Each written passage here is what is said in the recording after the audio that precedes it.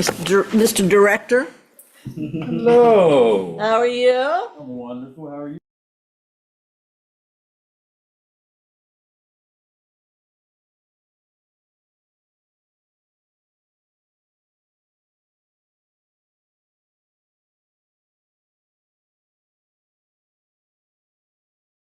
Everyone here and watching to the boards. It is on.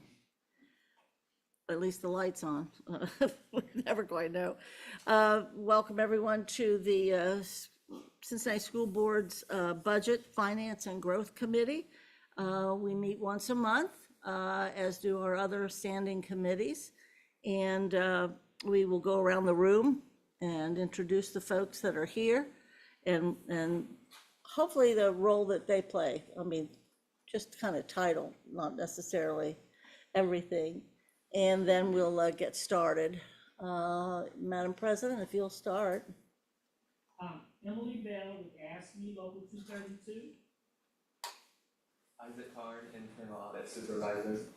Lauren Roberts, Chief Audit Executive. Nan Haygood, State and Federal Programs Manager. Jessica Young, HR Payroll Software Systems Manager. Good morning. Cody Hutchins, Contract Analyst. Josh Harden, Director of Athletics. Brandon Craig, board member. Eve Bolton, Board Member. Jim Crossett, Board Member. Michael Dustin, Treasurer CFO. Kevin Ashley, Director of Financial Reporting and Transparency. Yolanda Johnson, Purchasing Contracts Administrator. Trina Levens, Purchasing Director. Liz Davis, the Board's Administrative Assistant. Rob Wilson, technician. And if you'd like to speak during the hearing of the public session, please click the hand icon. We'll ask you about your name and school association of the district, and we'll invite you to join us at the end of the meeting. Thank you. Thank you, Rob, and thank you everyone for being here. We appreciate it. Since we don't have any special requests for timing, we'll work our way through the agenda as written, which is also unusual for us. At any rate, we'll start with old business and want to talk about some of that. And Treasurer, you want to kind of start us there if there's something we want to share. This is the Hamilton County Educational Service Center and the issue of competitive proposals and what have you. Who have we got?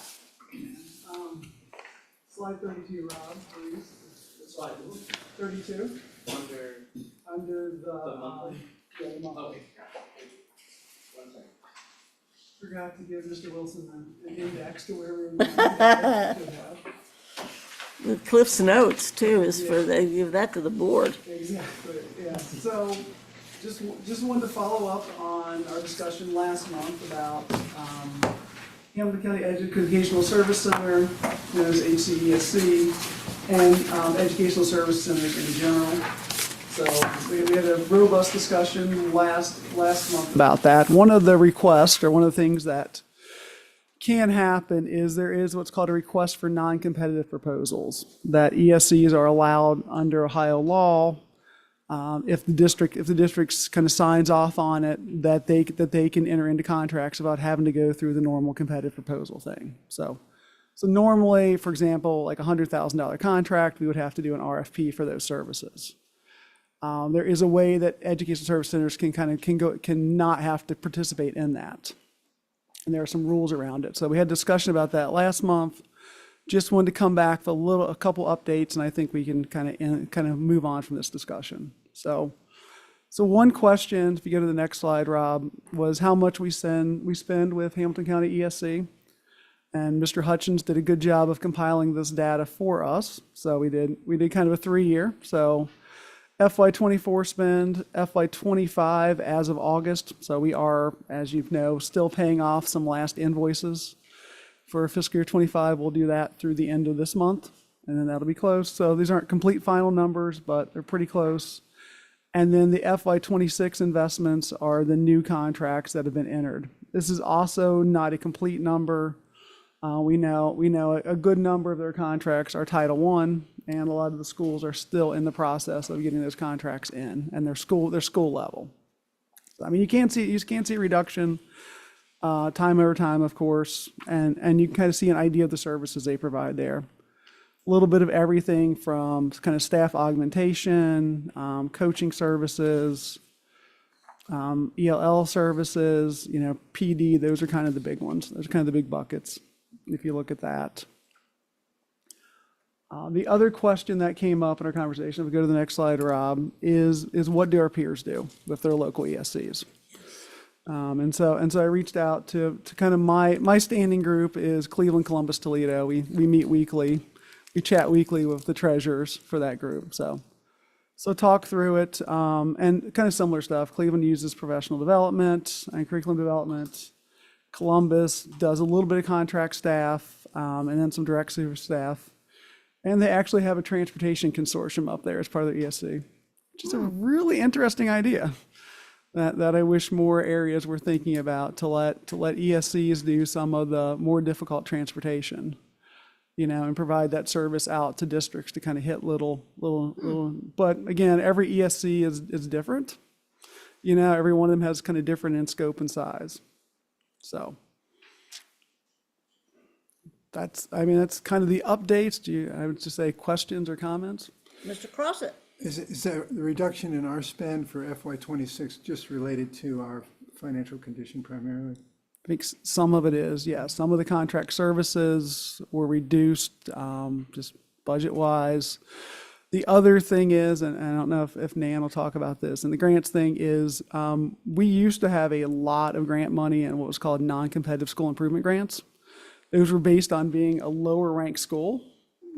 The good, and that's went away because our schools have moved up. So that's a good problem to have. Like our schools have gotten better performance-wise, which we love, but then you don't get the same amount of money. And as that money's dried up, we have seen some contracts go away. Nan, did you have something to add to that? No, it just was a pretty, remarkable drop from last year. So we went from 15 schools last year to 4 schools this year. So that was a lot Wait a of minute, the data that's coaches. headlines. It's a big deal. It's amazing. But then again, it's a double-edged sword, like I said, because as soon as you perform, because of all of these activities that are being supported by these funds, the funds go away and you have to, maintain the effort and the improvement without the extra funds to continue all the activities. So it is really just the way it works.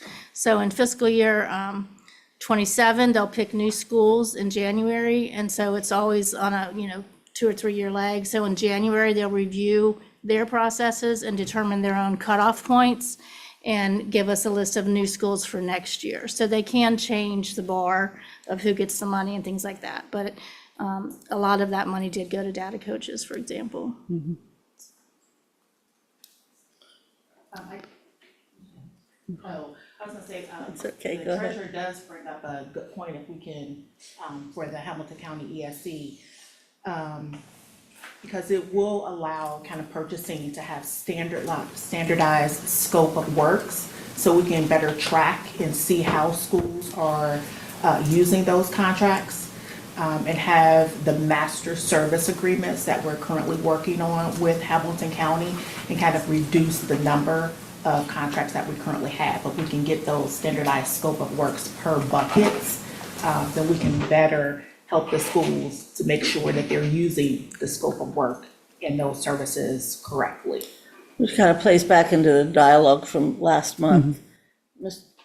Craig? Yeah, I think 2 things come to mind with this. So one is, I think part of the point of that, a lot of this spending for the Hamilton County ESC is title spending. So like in theory, if we do not spend it, we in theory have to spend it on something else that may produce some of these same benefits or results, if not something else that would fit within the Title I description. And the other thing along that line though is also that we are looking at a potential change in how the federal government thinks about Title I dollars. And so things will be included into or be merged into Title I that historically hasn't been, and that's gonna also present some issues with regards to how do we do these services and what contracts are needed and that type of deal. And I think that's something certainly for us to have a bigger discussion about. I do think, from my lens in this, the second point is that I think we also have to kind of ask, what does our ESC provide? And I think that's one of the struggles with this, is that every ESC does different, and they also in some ways do based on what the need is being asked of. And I think if we were to say like, okay, well, we want services for our ELL students, for instance, they would say, sure, we'll do it. What quality of product would we get by not doing it in a competitive process versus what are the competitive vendors who might otherwise provide those same services able to do, is the concern that I have in some ways. Is not so much that we say, oh, great, we can get rid of this group, so we'll do something different, or that we can save a few dollars, so now we have this other dollars to do something with. We still have to use those dollars. Question becomes, how effective is this particular service they're providing? And I think that's the part that I think we've done a lot more on the ROI and done a lot more on improving that information and tracking that in the KPIs. I just don't know that we have a straight answer as to whether or not the services that are provided are the most effective method, and or have, if we got someone else, would we still get the same quality of product for the same price? And that's maybe the question I think would be like a helpful answer to some folks on the board as well, like to better understand what we're getting from the value. No, so if I may, so two things to, so one thing, and I think it's important for Monday's treasurer's report, one of the things in our spending is it also includes the non-public. So a lot of the non-public schools in our area also use the ESC. You'll see there are a series of contracts for approval in the treasury report that are all non-publics to all HCESC, which we, we're a fiscal agent, but we really don't control what they do. But to your other point, Mr. Craig, I think that's an important thing to think about, the default. So if you do the non-competitive proposals, there are some rules about it, but the default is if we don't do that, then we go back to our normal procurement rules. And I'm sure the purchasing department can tell you, but most of the services are now RFPs. And so now the RFP process, I think, is a stricter way of evaluating multiple people who could provide the same service and making sure that we get the best bang for our buck across the entire range of whether it's an ESC or a private company, or even could be an ESC not in our area. It could be some. Yeah, definitely it is across, specifically the one for ODE that we're doing is Hamilton County. But we do have the ability to do that same process across multiple ESCs. But that is always the struggle, is Hamilton County providing the best qualified staff to provide the services? So when we look at that, then we have to make a determination is if we use that, they have to provide documentation. They have to say, if we're utilizing professional development, what qualifications does your staff have to provide those services? And we both have to agree to what those are, and that the staff, CPS staff, is also making sure that they are following that and report back through KPI information. Are they meeting those standards? Because if they're not, we don't want to get into personality. Yes, we like this person, and they've been doing it for the past 5 years, but is there improvement? And we have to kind of have that balance between those. I could add one thought onto that, and I think that's why, for me, when we start the budget process, I think that is why we have to have these KPI conversations in a more real manner, because there are a lot of providers, for instance, within those ESCs that might be really good people, and they might be really dedicated to CPS and really want to make a difference. But if we as a district aren't using those services or not seeing the results be mimicked in there, maybe there's something else that we could be doing with those funds or with those services that might be more effective. I think about this, we had a large conversation around data coaches, and in some ways, maybe the data coach model isn't necessarily the most effective way to improve opportunities, as opposed to, for instance, like an innovation coach, which might be thinking of what are the innovative ways to teach a subject matter, what are the new ways that are being out there that bring those ideas to the table in a way that maybe a data coach doesn't always do in a classroom or something. And again, I'm not trying to put out any one idea or another, but I think that's where we have to, from a budget standpoint, and I think that's what we've been talking about a lot lately is, okay, what's the most effective way to get the best results? And that's why sometimes we just say, this is the line item for Hamilton County, because it's what we've always done. And that's the only thing we were asking them anyway, so that's all they're going to provide, right? Like, the non-competitive nature of the model is fine. I think if we were in a competitive nature, we would be actually probably be sitting down and making a better assessment of what is it that we're needing before we went out and did a bid or a request for bids, right? Like, we might actually sit down and say, is this what we actually want right now? Or is it was good for 3 years ago, 4 years ago, but this year we need to transition to here? And that's not something I don't think that comes from the treasurer's office. I think that's something that's in partnership with the administration to kind of say what works and what doesn't. But that's what I was kind of hinting at there, is I do think there may be a benefit to a non-competitive or a competitive thought model to the non-competitive process of assessing what are the needs of the programming and what do the teachers need? What are they actually going to utilize to the best of their abilities, as opposed to just simply saying, this is what we're going to ask of. Mr. Crossett, any questions? No. I'm of the mind that the competitive approach makes more sense for us right now after what we've lived through, especially the last 2 years regarding the budget. And I think as we get ready to start the next budget, I think that's something to put in the margins to be thinking about. I think I've said enough times publicly how I'm not a big fan of data coaches, because I believe professional people that are educators can read their own darn data. And I don't understand why they can't. And I think it's a holdover from those days, even all the way back to the elementary initiative, all the way back to kind of looking at school improvement in a very different way. It's a remedial approach to learning and teaching, instead of what I think is very beneficial, and this is, again, my own personal preference, is I believe that the instructional coaches, or as you might be calling innovative opportunities, they, I think, have and are able to show some results in their areas of interest. So there are other ways to spend the money.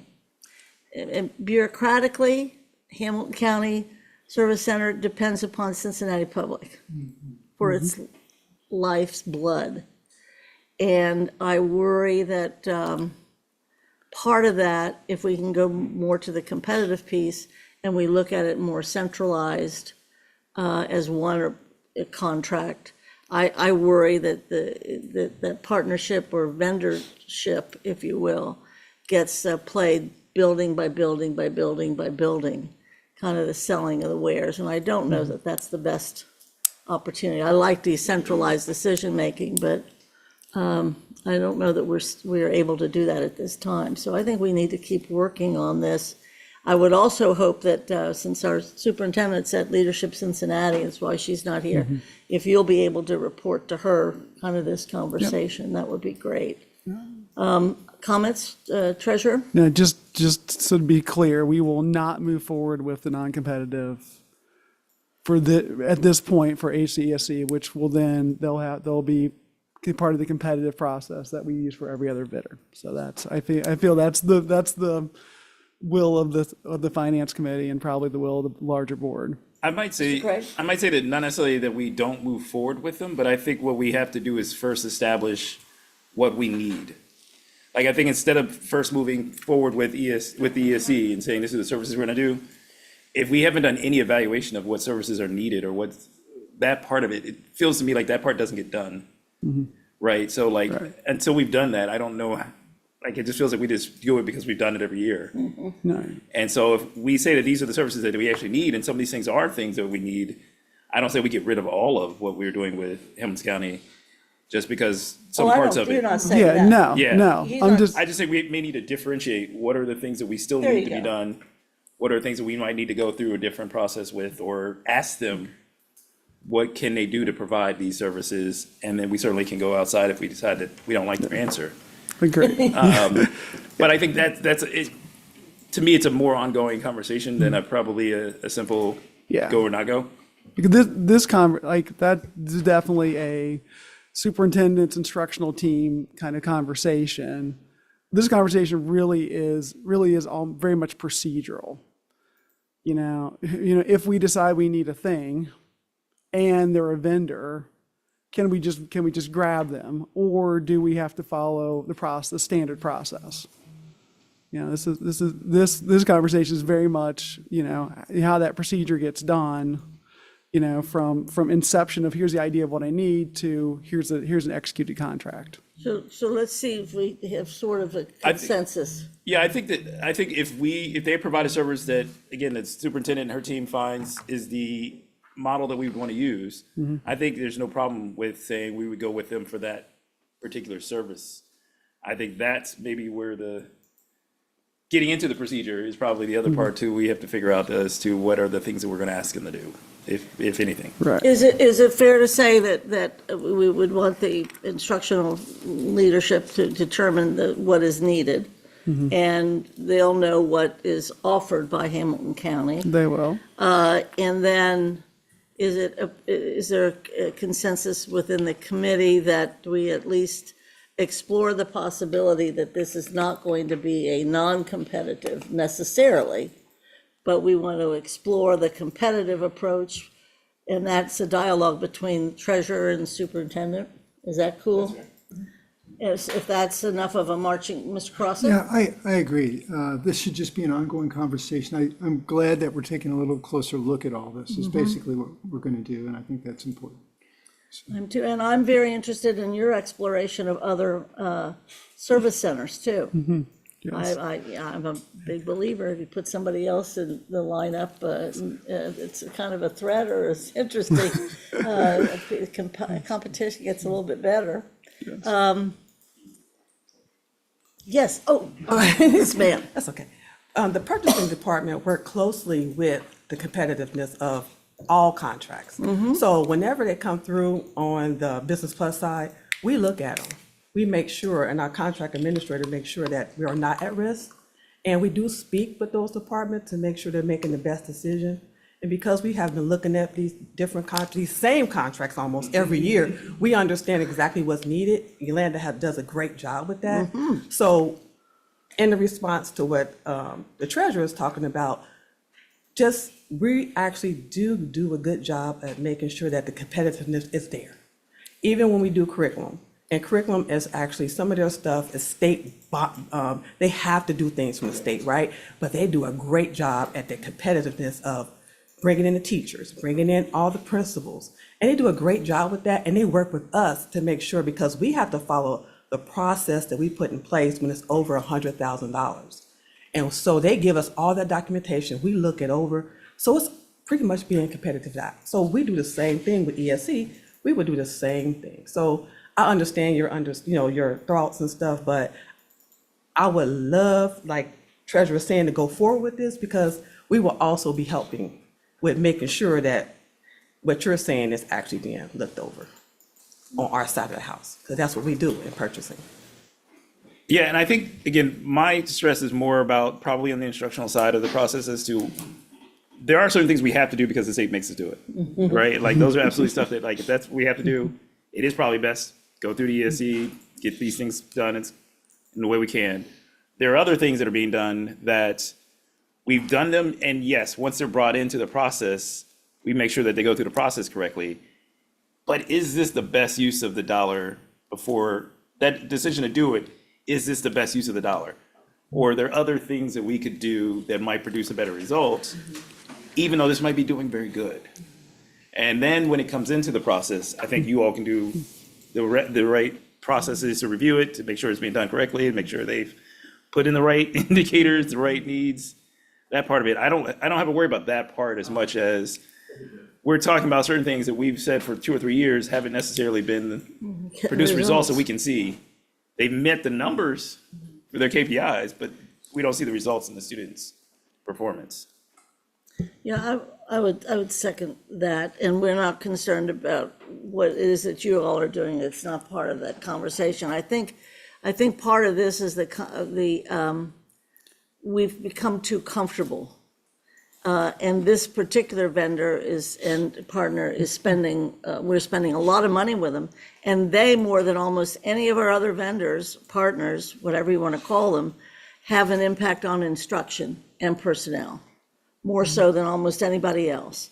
And so as we try to, seize the moment and keep improving, let's get a little less comfortable and make some, a little bit more challenging to move forward. The other piece is that whatever that was about the grants that you were talking about, the number of schools, please find a way, I don't know how that works into, I don't know if that's a memo or if that's current or contemporary. When did that happen? When does the new review start? That might be something to share even publicly, because that's a win. If we had a whole bunch of schools that met that, and we may have another bunch when they complete their next review, but the idea that whatever that first bunch was, and it's fewer, I think we should make sure that the board knows that list. And is. This might be a good time since report cards just came out. you know, to- Absolutely, and that, highlight that's that. all part of it. Even though that's not the state in the report card, it's a way of being assessed. For sure.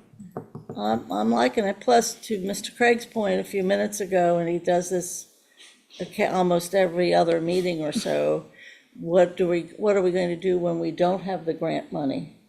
What's the hammer? And that will help get the board prepared for that hammer, if we can see those schools and understand that. So if you can find a way that you make that, not presentation, but share that information, or have the superintendent. Will do. But we're depending upon you to talk with the superintendent about that. Sounds good. Any other items for the good of the order for that one topic? Do you have enough information? Yes. Mr. Treasurer? Very clear. All right. Okay, next item, 5-year forecast. Well, We got more. the contract, there's one more slide in the contract. if you don't mind. My bad. But I mean, a lot, Yeah, it's activity. very linked. Rob, if you'll go down to slide, I don't know, what is that, 37? 7. Rob loves me. So again, just a, I like that you have it all in one packet, even though we have to go back and forth and stuff. This helps me at the end of the meeting too. the Hard other copy thing, girl. the other thing I will say, just for the public, is that, you're starting at the end of the packet and going back, but starting last month, Mr. Ashley has started putting the reports part of this thing on our district website as its own separate thing, just the reports. Thank you. And so we're just continuing to add more and more information to our website. All right, so contract activities, we talked about this last month. I don't know that I broached the topic very well, so apologize if I created a bit of confusion. No problem. So, I mean, the point is, and I think I'm glad purchasing's here, because especially like Ms. Johnson, she reads every single word in every single contract we have. God bless her.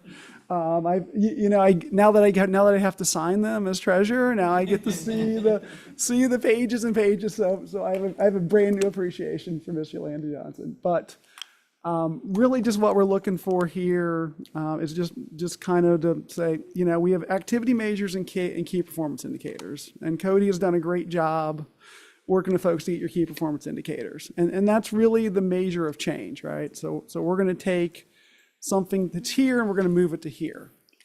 And those have been very clear in the contracts. We've done a good job of getting those into the treasurer's report, so the board can see them before the contracts are approved. Ask questions. We track people down. I had a conversation with a vendor yesterday, just like making sure we had it down. That's very nice. Activity measures have traditionally been kind of buried in the contract, and I think that was purchasing's point, is it's buried in the details, and we just want to surface that a little bit more. And that's really like measuring the work you've done. How many hours have you put in? How many days have you done?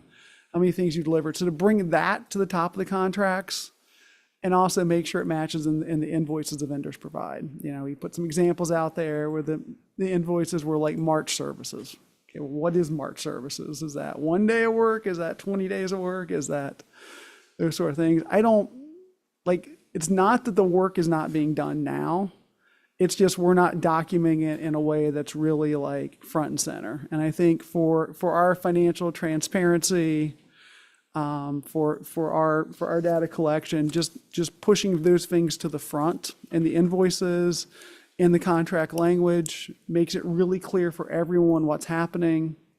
And I think as we move into ROI conversations, we start to get that nuance, right? So an example I use is like test prep. You know, we have several vendors who help kids work on their ACT prep. You know, it's a big deal. You know, we have everyone taking their ACT now. You know, it's a you know, and it's really that bridge to college. You know, ACT. A lot of colleges give a lot of money based on ACT scores. So it's an important thing. You know, and you could have two contracts, the same amount of money. They could both take kids, you know, pre and test scores up by 5 points. That's great. But if one's working with 7 kids and one's working with 30 kids, then we want to invest in the one that's working with 30 kids and getting the same benefit. So it gives a little more context to the KPI, if that makes sense. Mr. Craig? I think it's an important point. Also, we talked about it last time, that having that information on there also prevents things like where folks are invoicing stuff that wasn't actually done, and or invoicing that should never have been, like, that had already been invoiced. So now we know there's some question of whether or not the invoice is valid invoice, if you're having to document more information about what you've done. But I also think it holds our schools and staff who are using those services accountable to the work, because if we've invested so much effort into X and then we see that something's not occurring, I think it's also fair to say, we've done this step, we've already put these things in place. And now the question becomes, you know, what do we do for that person or that thing to change the results? And I think it's a helpful thing to be both accountable to the contract, but then also accountable to the students who we're dedicated to providing a better education for, right? So we're providing ACT services and the vendor's charging us $150 a child, and you got another service who's charging us $12 a child, and they're getting the same results. I mean, maybe we should ask the question of what's the $150 getting that? What else are they getting for the $150 that the $12 is not getting? And whether or not that's still a valuable thing to do. So I appreciate the work you guys did in helping explain this a little bit more clear. Mr. Crossett? I think the activity measures is very good because it'll help with the matching. I think that's very important, and help with the scope of what they deliver. So I think it's a good thing to bring to the top. So thank you. So if there's an interest in moving forward, as the there is. conversation was started last month, how do you move forward now? And what would we be looking So for? Rob, if you'll pop next Next slide one. there. Yes. So this is really just probably a vendor level conversation and a kind of a school and kind of department head level conversation. So we'll start doing a lot of training. We'll start soft, but we'll do some outreach. Okay. Just kind of here's what we're looking at, not be punitive, but we'll start soft with a lot of outreach, some mentoring. We'll probably pull in, obviously the purchasing team will be a big help with that. And again, a lot of this stuff is in the contract already. It's just buried in appendix 3, page 12, right? And we just want what's entered in the system to have that right there. We just want the invoices. So we'll work through it. It's mostly internal work, and just some letters to the vendor, some communication, probably like some office hours for people who have questions, and we'll just slowly raise that standard. So for me, since I was concerned, right, now I'm going to sound overly anxious. So what's your timeline? So I think November 1st contracts will be where we'll start. Okay. And that gives us into this month and next month to do training and do outreach and stuff, and then we'll start really looking at it hardcore for the ones that start Are you going to try it district-wide or? district-wide. Okay. We are, honestly, we've hit the big contract surge, so. Okay. We do, Cody can probably tell you, we probably do 60% between July and September 1st. Wow, yeah. And so it does slow down a little, so we're not Well, that's a good setting place ourselves up to get That's a good overwhelmed. place to start then. Yes. That makes sense. You had your hand up, sorry. Bringing that information up towards the beginning, so everyone is aware of what the expectations are. But then we also need to kind of keep in mind that we need to also have that same information on our purchase order. So when the vendors get the purchase order, they see that data there. When, accounts payable gets the invoice, they see it on that purchase order. So we have that cycle of everyone seeing the same data multiple times, so we can get that ingrained into, yes, this is the process. This is what we need to move forward with, to vendor submitting on our invoice and us paying that. So, yeah, I think that would be a good move forward. Any other questions, comments? You have enough to move ahead? Yes, Great, thank you. thank you. And that was not Freudian that I skipped over that. Bad new glasses. Okay, now we're ready. Star of the show, Mr. Kevin. Yes, let's turn it over to the star of the show. And Rob, it's the separate presentation. Sorry, friend. All right, so the new ODEW title is Budget and 3-Year Forecast. So current year budget and 3-year forecast. So there was a little discussion about how closely the budget should tie to the appropriation. I guess that's something they're looking at. One of the challenges is the carryover encumbrances and how they're shown on the forecast. So we'll work through that. We might have to change some numbers based on that, but it shouldn't be significant. So just a few slides kind of give you an overview. The forecast is mostly done, except we are researching a few things, and there probably will be some new information come out between now and that first board meeting in October when we have to do the approval. So the first slide is new factors since the May forecast. So just to set the stage, I see. So it is, we have to have it submitted and filed by October 15th. That's new for this year. And so the only board meeting, for the last board meeting before that would be the 6th. So we'll have to put this on the agenda for the 6th for approval. And we will tell Ms. Davis that. Yes. And we will send, I think And there won't be another finance meeting before. right. So we discussed last meeting, sending out a memo to the finance, because it's been really been a really good pattern that this committee sees it and they get your questions out, and then you can advocate to the full board and give them some extra understanding. So That would be good, and we did talk about that, and we do want to keep that even in this new timeline. And next year, let's build that into whatever, there's a work plan with these big changes. yes, and next year for it gets next even year's. earlier. Yeah, really. Be doing it in July. End of August. It is the end of August, God. yes. Yeah, so such we fun. may have to have that that July finance committee that we've often Yeah. skipped. We may need that to talk It's forecast. very possible. I think So it's the end of August, so okay, so as long We'll as be we meet in okay. August, we should be As long good. as Kevin keeps us up to date, we'll be all right. sorry, Kevin. That's fine. And then February will be the next deadline instead of May, so. So just wanted to highlight a couple changes since May, new information we have. There's 2 slides related to that. The first one relates a little bit to real estate property taxes and public utility personal property. In the last couple weeks, we received the second half settlement from Hamilton County, which showed us some information that's a little concerning in terms of tax revenue. Real estate, so the ag and real property, residential, did see an increase, which we expected. The class 2, which is commercial and industrial, we actually saw a pretty good decrease there. So we're kind of working with the county. I think a lot of it relates to Board of Revision issues, where one property I looked at in particular was an office building downtown. They were valued in the $40 million range.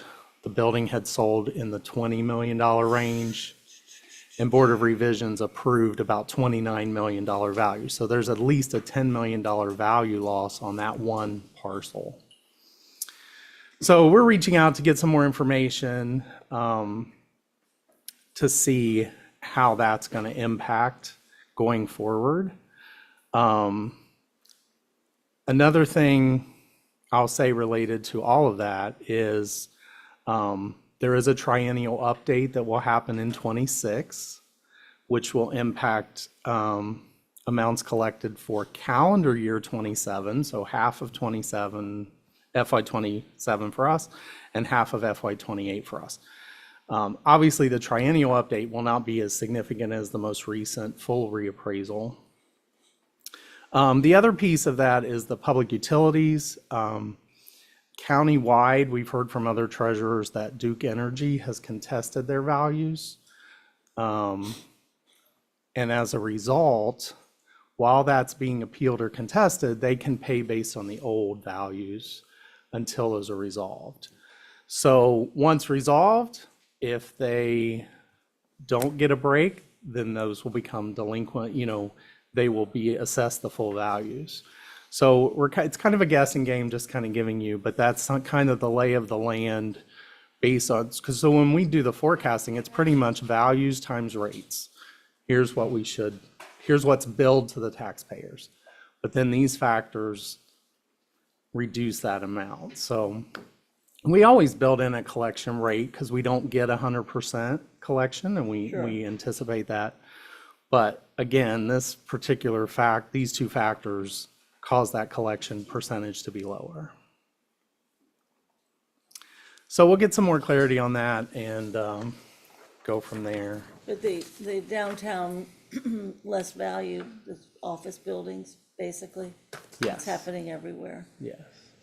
And, okay. And it's such large amounts for us, suburban districts probably don't have that. Right. That much of a change or a factor. The next slide relates to state budget. Obviously, when we did the May forecast, we were still in the state budget building process. And consistent with with our peers, we pretty much used the House version, knowing that might be a little bit rosy. So since now the budget has been approved, some factors that negatively impact our forecast a little bit are, and we've talked about these, but just to reiterate, the base cost inputs were not updated. So it fails to recognize inflationary factors as the inputs remained at the FY '22 levels.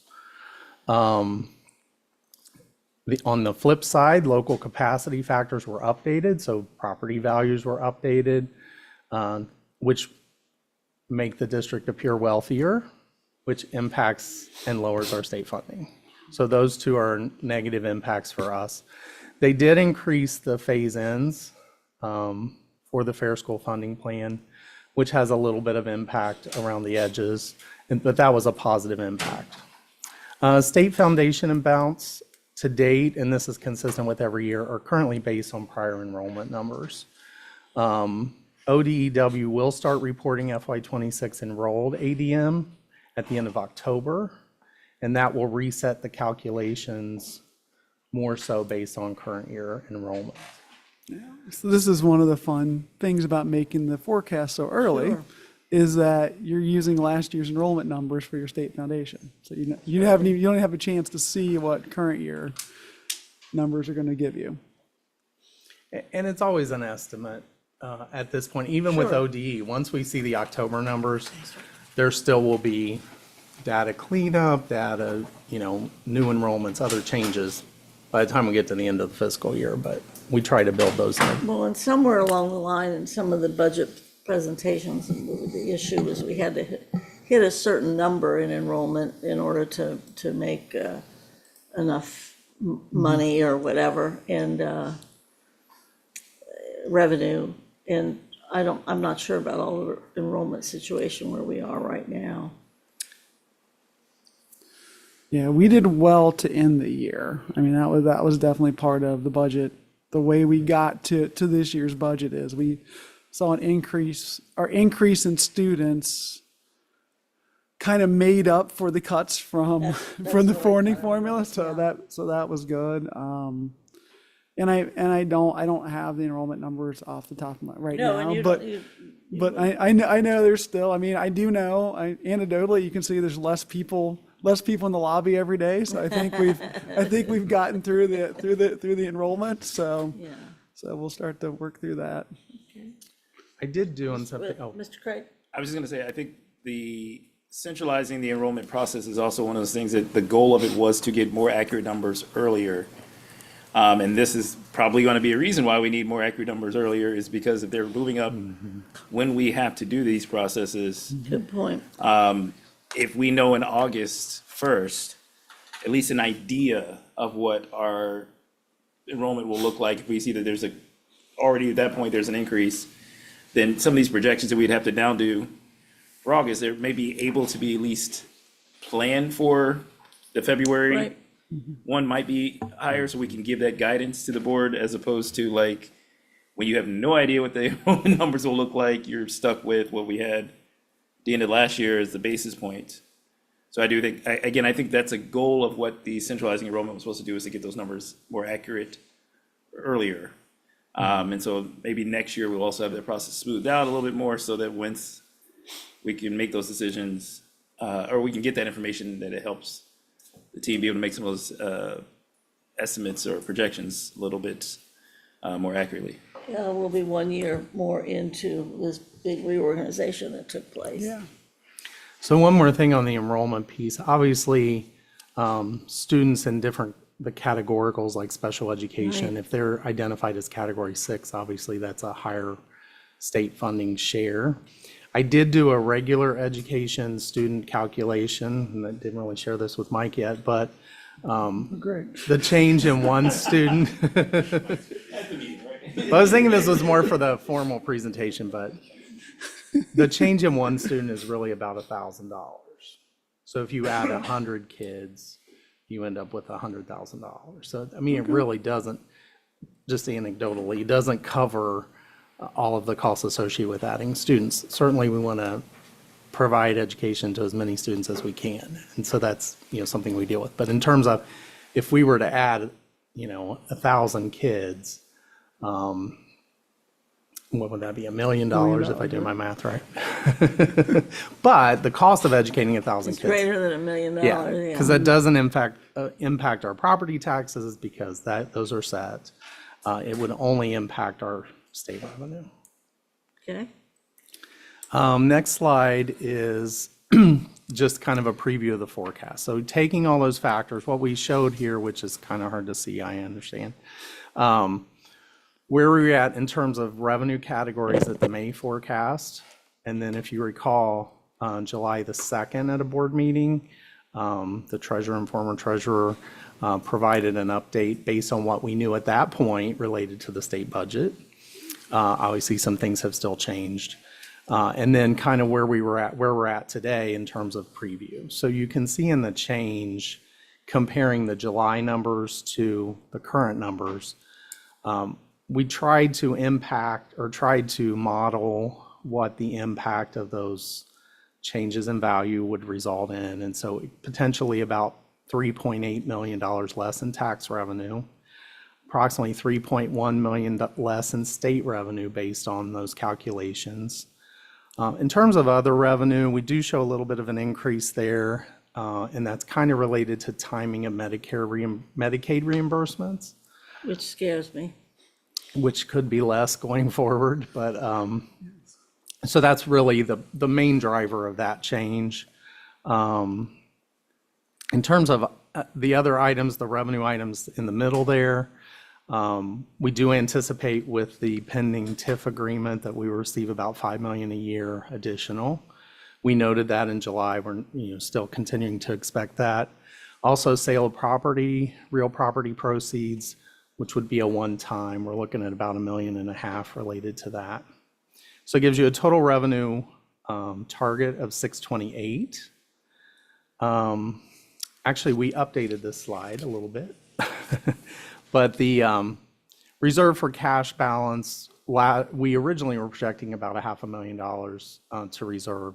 We just kind of changed that to be determined. It just didn't make it to this slide. Oh, you're looking, that's the next slide. Oh, is slide it the up. next slide? Oh, I'm in the You're in wrong you're in year. current year, sorry. Sorry about that. This is 26. Okay, so for 26. Back, you said 628 revenue. Yes. And then we are anticipating prior year preschool levy funds that were carried over, so about 2.2 million that we're budgeting an expense that is not going to be revenue, but it's eating that prior cash. So that gives you a new target of 629.7. What we've approved in terms of appropriations, the board's target is 634.7. So there's potentially a $5 million gap this year, based on what we know at this point. Can it change? Hopefully to the positive, but just kind of making sure everyone's aware of what that looks like right now. Okay, it's a gap between what and what? It's a gap between what we are projecting in new revenue, total revenue, versus what we've appropriated. For this school For this year, school or this fiscal year, one and the same right now? Yes. Now, obviously, we do have a small cash balance that would cover that, but, you know, our goal is not to have to eat into that. Our goal is actually to increase that, so. And this just makes the case again and again that the accountability is the more important word than even accounting. I mean, it's, and it talks about what you talked about, Mike, about monitoring what we're doing more closely. This is why we monitor. So, I mean, our next steps, even before this forecast gets finalized, I know we've reached out to the county auditors to do kind of a deep dive into those board revision cases for that. Yeah, unfortunately, like, we won't really have our first real enrollment-based state foundation until after the forecast is filed, so that's fun.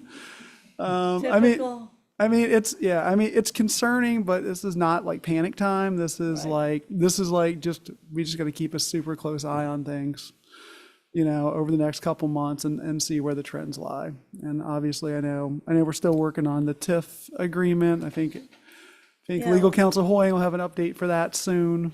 So I mean, I know there's the activity. I'm not going to scoop him, but I know there's activities going on currently with that.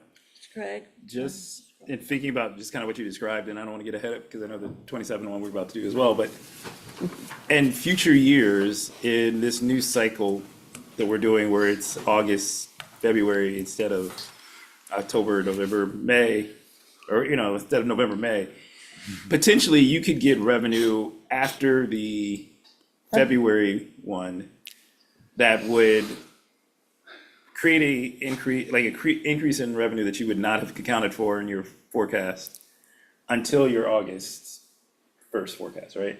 You could, yes. It's weird. It's hard. I don't want to be super critical of this, but it makes no sense to me because, like, when I think of forecasting, like, as we go through this, it kind of tick off, like, what do we know, right? So every 2 weeks we do a payroll. Okay, we know that number. Every week we do a check run. We know that expense number. When we get the tax settlements from the county, that goes from a projection to a known. And yeah, February and October and August they're not lined up with that. I think to answer your question, I think what you'll see more districts doing, and probably us, is you can do and approve a revised forecast. So we haven't done it before, but we may do our official, you know, the one we have to do in February, and we may come back to you in May and say, hey, now that we have the tax settlement, now that we have these reimbursements, now that E-rate's paid, you know, we would like to go ahead and file a revised forecast based on the new actual numbers we have.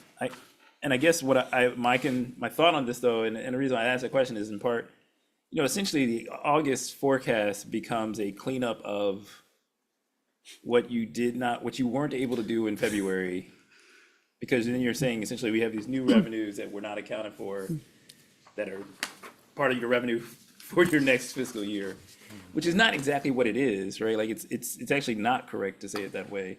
Or you end up forecasting that you're going to get more revenue than what you know to be true in both your August and February, which again, if you fall short, now you look like you're in a worse position. I mean, I think it's not good for it to be a forecast because you're not having the accurate information available. But then you also potentially could put yourselves in a position either where you're under forecasting, which makes you look like you have less, or you're over forecasting because you expect to get this revenue increase that you've seen each year based on all these other factors.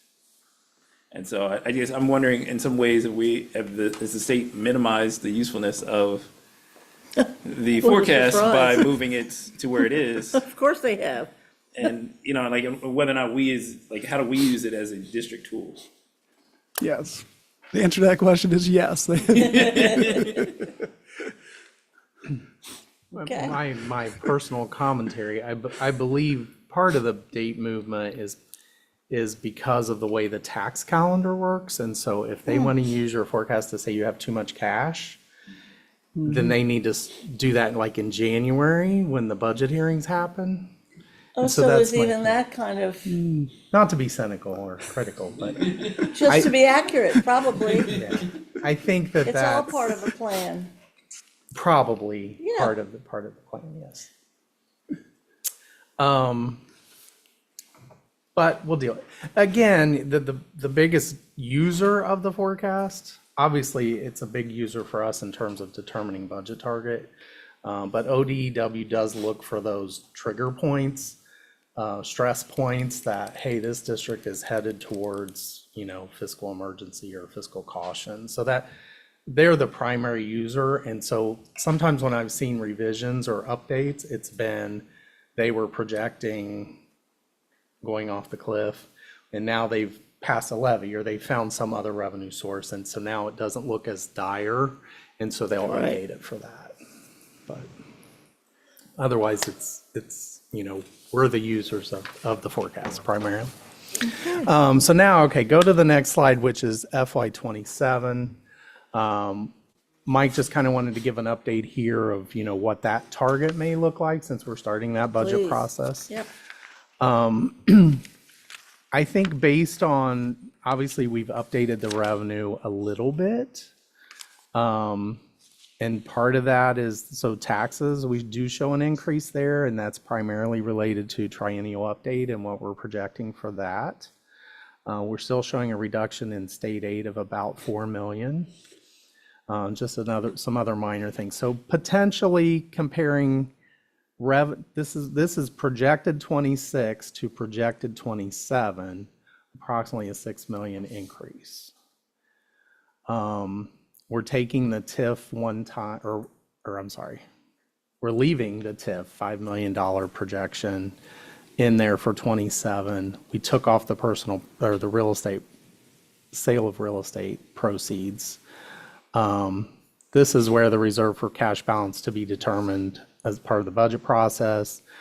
We anticipate preschool levy carryover will be a declining balance, so maybe $1 million in eating into the little bit of cash that they have built up, which would give you a new budget target of 634.2, which is relatively consistent with our current year. Obviously, we know our expenses are going to go up. We have other things to build in there, but just that's a preview of what this forecast would project for FY27.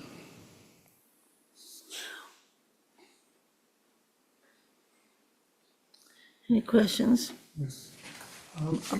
Just kind of looking back at FY '26, where we have this $5 million shortfall.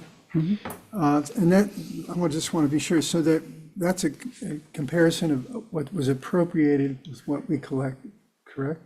What we anticipate. What we collecting. anticipate to collect. Yeah. So, and I like the idea, if we have to come back with a revised forecast in May, it seems really the prudent thing to do. Is there some amount of caution that we can take on appropriations to anticipate the small variability in revenue? Is there some way to anticipate that or not? In other words, we had this 5 million shortfall this year. Was there a way to have anticipated that earlier? I don't know. I mean, or should we have a reserve, or, what's the best way to maybe to handle that? Yeah, I mean, this is one of the reasons why a cash reserve is so important, that you can an unanticipated either loss in revenue or one-time increase in expense. This is where your cash reserve comes in.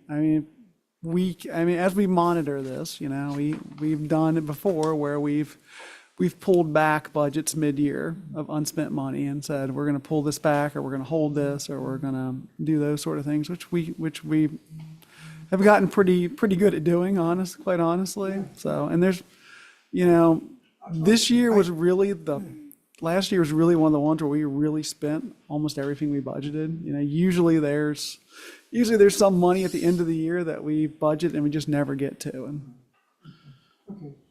Good answer. Thank you. Thanks. Sure. To your point, I would say, I'm glad you brought that up, because this target for 27 compared to 26 is based on the current target. If we would have to make adjustments this year, we might anticipate growth for next year compared to that, if that makes sense. Yep. Thank you. Okay, keep going. So the next slide is just kind of showing a summary, and again, for 28 or 27, 20, or 28, 29, and 27, we're showing a little bit of growth in revenue in terms of when you look at the actual forecast, and we're matching the expenditures to that. So again, slight growth, it's hard to tell in this chart, but slight growth in revenue, slight growth in expenditures. Again, 29 will be a full reappraisal year, so I guess that won't impact us till 30, which normally 30 would have been in our forecast, but now that we have a new format, we've axed 30. So just so you know, we'll have that data, but in terms of what will be submitted, it'll just be for 29. And again, just to point out on this one, we're showing flat growth or flat spending through that period based on the revenue projections. Flat spending and flat revenue. So yeah, slight revenue increase, and we're allowing in the forecast expenditures to grow at the same rate. So one of our challenges is to find out where we're getting new money. Correct. absolutely. And again, all of this anticipates basically that our dollars per student that are coming from the state are roughly going to stay in alignment, which again, I think is a hard part in doing this, because we have no idea. There's not a formula being used in the same way that we once did. And the other potential issue that is what we decide to do for our fiscally next year could change our future forecast, our future 3-year forecast. Yeah. Because if we decide to go for revenue, or we decide to do some significant changes, we would have to then, those potential forecasts will look wildly not in alignment with what this one will be, right? Because potentially if we raise revenue or bring in new ways to generate an income to the district, or we cut costs in some way that's significant, that forecast, and I think this is why I'm a little bit bothered by the 3-year forecast in some ways, because it doesn't really allow you to put in plans that you might make for the district in a significant You way. do it in spite of it, yeah. And so you're basically gonna have 3-year forecasts that look completely different if you make any significant change to revenue or expenditures. That is not an accurate map out of how the district's gonna flow, so.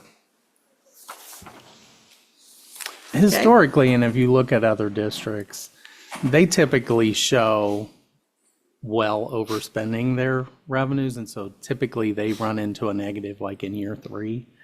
And CPS has done that in the past, and it's just historically, there are things that, so they'll forecast to expend a certain amount, but they may not appropriate everything for whatever, reason. So usually when you get to year 3 and 4, you're not as accurate as you hope to be in the first couple years. So again, we've shown it this way with the board's commitment to hold the line and try to build our cash reserves, so. Well, but I will also say, you know, we have elections, and there will be a new board, even though there's only, I would assume, one new person, right, coming in. But that makes a new board, and we'll have to be asking them how they feel about it, and I'm, something to keep in mind. I would also say that this financial picture is the picture that will necessitate us being able, or not necessitate, might make us able to make the case to the people that we need a major new money request sooner than later. Just like this school year, we'll create the report card that will make asking that money successful or maybe not successful. So there's just an awful lot riding on these 170-some, 60-some days that are remaining. Really big stuff. Big stuff. Hope the board is able to rise to the occasion. Yes, next. We're done with the 5-year forecast Yep. review. And we're ready to Talk talk about the task budget, force. budget task force, yes. So just to get started, this is also an agenda item for Monday. Yes. So my plan is to take to take the feedback I get here, and we'll update this, and then we'll post it back to board docs for Mondays. Yes, sir. Thank you. All right, if you'll go to the first slide. Just start for a quick recap of the FY26 budget building. So, you know, we should celebrate the fact that we closed the $51 million budget gap. That was a lot of hard work for a lot of folks. We funded phase 2 of the growth plan, including all of our new middle schools. That was a major success. We had great collaboration with our unions. You know, thank you, President Bell over there in the corner. But it was a really collaborative thing around cost of living and the collective bargaining agreements. As we all know, state funding was uncertain throughout the entire process. You know, up until you know the last minute, we were unsure of what state revenues would look, or what state aid would look like. And then, of course, our federal funds got withheld for a good month there. That was Well, add to that slide that we sued their butts. we sued their butts and made them capitulate. I mean, really. And we're going to use that as our. What I hear in the community is they like that we're fighting this. We're fighting for our kids to get the money, and our taxpayers, we're fighting for our taxpayers to get the money they're sending to Washington back here. Yes. I mean, the people are angry about this, and it's showing up in a lot of the polling and a lot of the communication, if people that are focused on the financing anyway. But yeah, and it was just 5 school districts and the teachers' unions. I mean, people should know we will fight for the money that we're obligated to get. That's right. So, you know, we take that seriously. And then finally, I think one feedback that, you know, anytime we get kind of this compressed timeline for decision making, it creates operational issues, you know, and you know, as we go through the board votes and decisions and the deliberations that have to happen, there's a lot of operational work that has to happen. So from Monday night when things are officially approved to when people can start spending money, there's a lot of work that has to be done. A lot of checks and balances, and some of that didn't get done to the level it needed to be done, and you know, we're cleaning those things up. So go next, Rob. And that's the justification for, as Mr. Craig has emphasized, starting so much earlier in all of this. Yes. So to start the FY27 budget, so good news is we're in year 2 of the state biennial budget, so we don't have that drama to deal with. That should be pretty level. It's just a matter of us and it's just a matter of our enrollment. You know, our enrollment is really the driving factor. We're not worried about which version of the formula they're going to use, or if they're going to phase things in or not.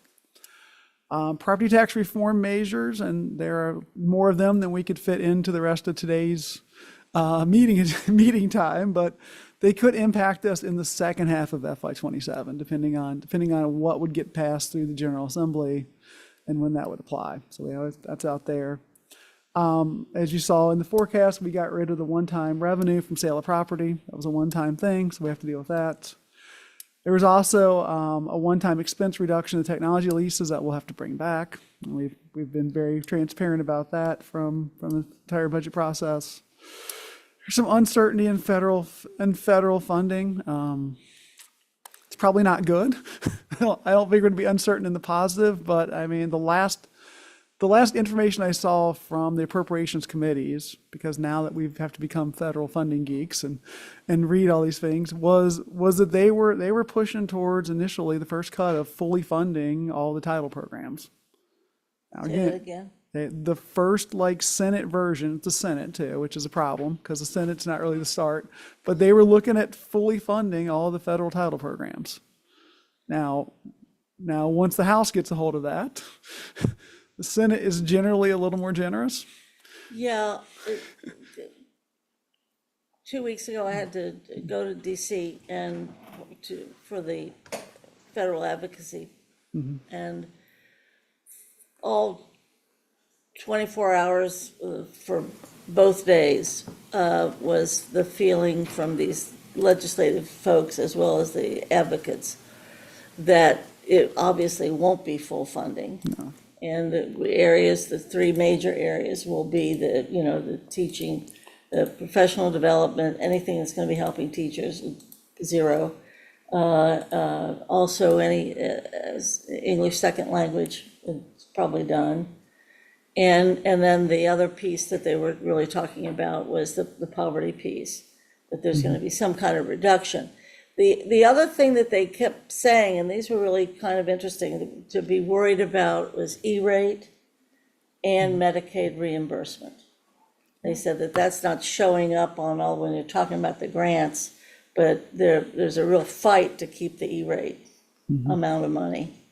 And it was interesting, they had the people that created that E-rate. I didn't know what it was. It was a group nationwide that was formed among public libraries and school districts to make sure that there was internet accessibility. I mean, this dates back to that period of time. And these people have now become the main advocates for E-rate. And it's a struggle, even Wi-Fi's and buses. You've got at least one senator in Texas that doesn't want us to have Wi-Fi in our school buses or pay for it, or have hot spots for our kids. So it's awful. But the E-rate thing and Medicaid reimbursement is difficult, but Congressman Landsman, when we met with him, he kind of felt that if there isn't a government shutdown, and he thinks that there will be, but if there isn't, it will be that the Democrats will make a deal to preserve health stuff. That seems, and probably sacrifice everything else, which starts to make sense. So you're right, it's very difficult, and I think that is their point, all these folks, and it was an equal number of Republicans and Democrats, so we heard of both sides. This is uglier this year than last. Yes, sir. I was just gonna add, I think the E-rates, there is actually somewhat of a bipartisan crew around preserving E-rates. Yes. In large part because they benefit such the larger part of the rural community, more so than the urban community. Right. So I mean, it does provide a benefit to urban, but there are a lot of rural districts that is the only way folks have access to the internet. So I've That's the hope. heard a lot in the House, especially more so than even the Senate, that there was more of a bipartisan push on that. I do think the question, though, maybe, and again, this is us trying to guess what the federal government will do on these things. Part of the measuring of taking Title I and adding stuff to it is this idea of well, then they'll just be able to more effectively associate out what's Title I dollar needs and then make priorities based on that. And I think that's the fallacy of the argument, right, is that you're taking dollars that have already been spent. And if you just move more stuff in it that can be spent on, doesn't mean you do more, it means you do less That's right. of something so that you can do this other part, right? And so I think that's the other part for us from that 27 budget standpoint is we may have a Title I dollar number. We don't know what the Title I dollar spend will be on. Right, so in like some ways, I think that also makes it harder for us to build a budget. Yeah, I agree. And the other thing I would say, everything you said, both of you, I definitely agree with. The other thing that terrifies me is this idea of giving the state block grants. Sure. Because based on what the state has done with public school funding, It won't be coming to us. giving them block grants does not give me a warm fuzzy. No. We do, I think, it's a little easier to advocate in Columbus and Washington, but yeah, I don't have any But actually, hope that- Columbus has more deaf ears than Washington does right now. It's just really scary. Yes. And then, of course, we're inflation still cranking away around 2.5%. I hope it stays that low. Yeah, we'll see. Interest rates are, I think, starting to fall, which that is a conversation that we will probably have at some point in this group, because as interest rates fall, we've made a lot of money, as Kevin will show you, on our high interest savings accounts. We'll have to start moving those investments. And it's also a chance to start looking at some of our our bonds and some of our long-term debt obligations to maybe see if there's a refinancing opportunity. So, Well, Al, I believe in that. yeah, so. All right. So if you go to the next slide, timeline to the 27 budget. Cool. So I love No that. changes to that from what we saw a few months ago, or is that the same? It's pretty close. Okay, cool. It's pretty close. I tried to put the big, and I'll tell you where there are kind of Oh, changes. please So, do. Yep. So obviously, first one, October is a forecast and budget target. That got pushed for November. So yeah, so I pulled the slides we did last year and started moving stuff, right? I'm like, well, that's not existing anymore. November, there's the election. That'll have a big impact on us. Obviously, salary reopener, yes. that's in all the collective bargaining agreements. And then the superintendent and I have some public listening sessions around budget that are coming up, and we'll advertise those. Those are also in early November. December always begins the initial school staffing. That's always something we do there. The change is moving to start central office budgeting there. And that is one of the big feedbacks, concerns from prior years, is that we do the schools, we get the schools done, then we start central office, and they need to be parallel, right? There needs to be parallel work. January is the tax budget still. And then, again, school staffing and non-personnel will be working through it. Go to the next slide. February, we'll update our forecast. Yep, and revise our budget target. March will be, finishing out central office budgets. April and May is when we start doing public presentations at the board meetings. We'll get our tax settlement in April. That'll help kind of solidify what our revenue look like, our budget target. In May, we have to accept the tax rates for the future year. It's just one of those like rubber stamps we do every year as a resolution. We would hope to have staffing complete by May, and I'm happy to dig into that more. But the idea at this point is that that's a good time before people leave for the summer to let them know what staffing looks like. It gets, and I think, the HR team would tell you, it gets much harder to do some of these staffing things once school is out and folks have started moving on. And then we have 2 meetings in June, so June 1st would hopefully be kind of a wrap up of the budget. It's also about when we'll get our federal allocations, hopefully. If we don't do what we did this Or year. we hire an attorney. Yes, or we'll be back on the attorney level. And then June 22nd, I think, would be the board meeting where we would do the final Excellent. budget approval and appropriations resolution. And hopefully we won't need a meeting between the 22nd and the 30th. That's what we like to hear. But there's always a potential, right? Good. Okay. So if you go to the next slide. So thank you, Mr. Craig, for this assignment, and thank you for reminding us of its due date every board meeting. It does make it easier to get the team together. But we looked at kind of some big things, and thanks obviously for everyone on this committee for their feedback about that task force. So big things, we're looking at additional revenue generation, some process improvements on the budget. So we talked a lot about, even if we're making tough decisions, do we have a really solid process to frame those decisions? How do we get them done sooner? And then obviously the data to review too. There have been some requests to look at very specific data points. Staffing formulas is one, building uses is another one that have come up time and time again in conversations. So if you go next, so if you think about the timeline, the initial timeline from the earlier slides, this is kind of building pieces in, right? So how do you build those things into the timeline? So we'll have that October forecast and budget. We'll have a February update to the forecast. So there's a chunk of months there where people can work, or we can work on additional revenue generation. So we can work on those ideas. We can present those, as needed. We can really flesh those things out and see, what the board's interested in doing. If there's interest in the board in doing these things, some of them will I think be discussions that will be probably fairly robust discussions of if this is something that the district wants to do or not.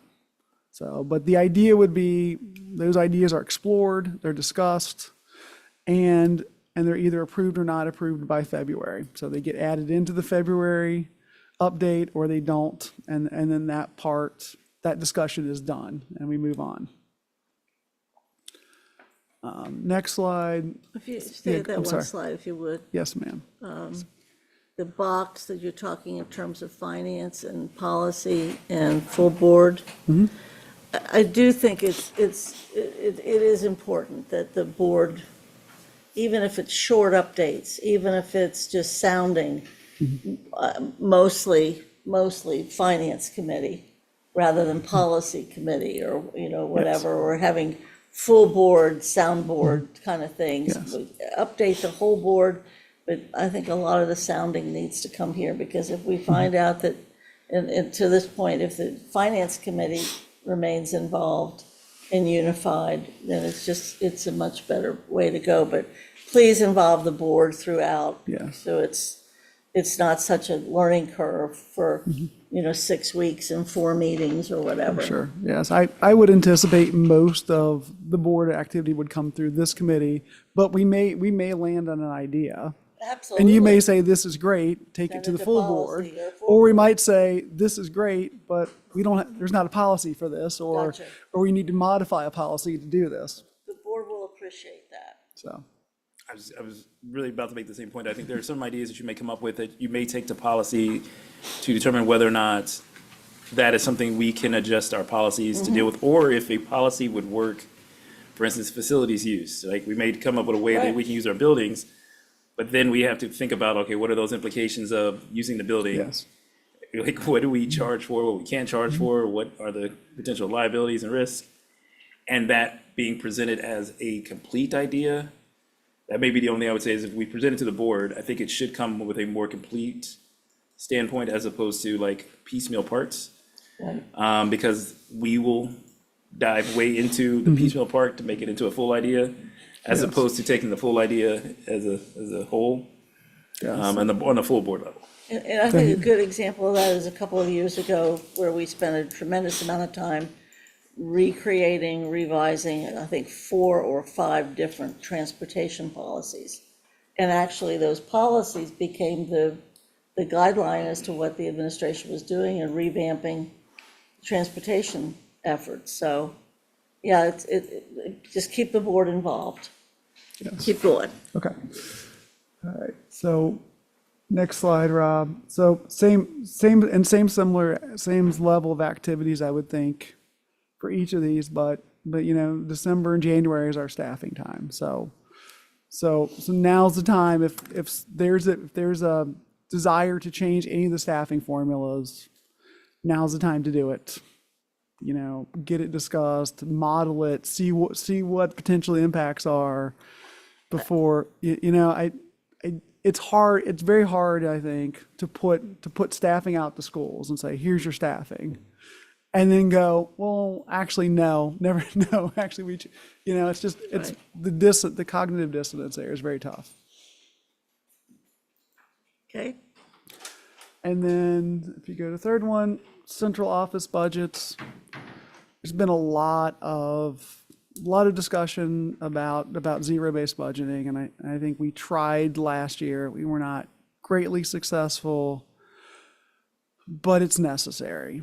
It's necessary to do this to get out of some of the patterns we've been in, and I think most people in this room have said at some point we have to change the way we work. We can't get to where we want to be doing the same things, and so we're going to put a lot of training, effort, and time now, early on now, in this zero-based discussion. Because it's hard to tell people go create a zero-based budget if you haven't come from manufacturing or the corporate world. So now is the time for those of us who've done it to start doing professional development, building out templates, having conversations, mentoring, those sort of things to raise that skill set level. I would just add a couple things. Last year, through the early part of the process, we did spend time on student-based budgeting. A significant amount of time, as a matter of fact, a group did. And found that student-based budgeting worked for our neighborhood schools, but it didn't necessarily work that well for some of our other schools. And nobody seemed able to make it work for high schools. And maybe we just didn't have enough people at the table, but the board was we had a retreat, an overview of what student-based budgeting looked like. The other thing is, I know the board does not want this weaponized budget building or budget effort where you have, this is what we spent this year, so let's cut to get to what the new number is. It's sort of like, it's weird incremental budgeting that you start with where you spent the previous year, and this is our gap. I mean, it's just, it's not good. Yes. So yes, to try to build a budget, if you can get the right people informed enough and thoughtful enough to try to actually build a budget. For example, we will not have the luxury of zero from our collective bargaining units. No. That won't happen again. That was a gift. And other people were paying for it, if you will, in their own personal background. So yes, this is great.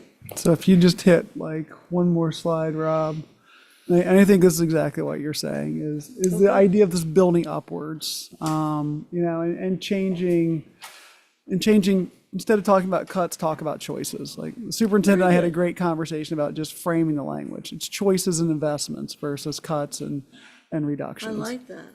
So the good news is we'll have our target a month earlier than before. Okay. We're going to start central off same time as the schools. One question for this group and really for the board is, can we lock in some early items, which I think we locked in our fixed cost really early last year, and being able to say, I okay, think people like that. this is now locked in, off the table, move on. I don't know. I mean, it's kind of corny, but like those fundraisers where you do like the big thing and you fill the jar or whatever, Sure. and someone comes and updates it every week. I mean, that's kind of what we're doing here. Well, it was sort of that pyramid thing, Yeah, the pyramid thing. visually. Sure. And then obviously I think we need to do some real reanalysis of federal funds and bring them in early and not have it as we can't get done with general fund and then say, oh, we pushed all this stuff to federal and then not have the federal have it. funds, or it's not fair. It's got to be holistic. It's got to be a holistic thing. So, and then Or make some big choices early on. Like we Yes. talked, at least I said something, and I upset people, but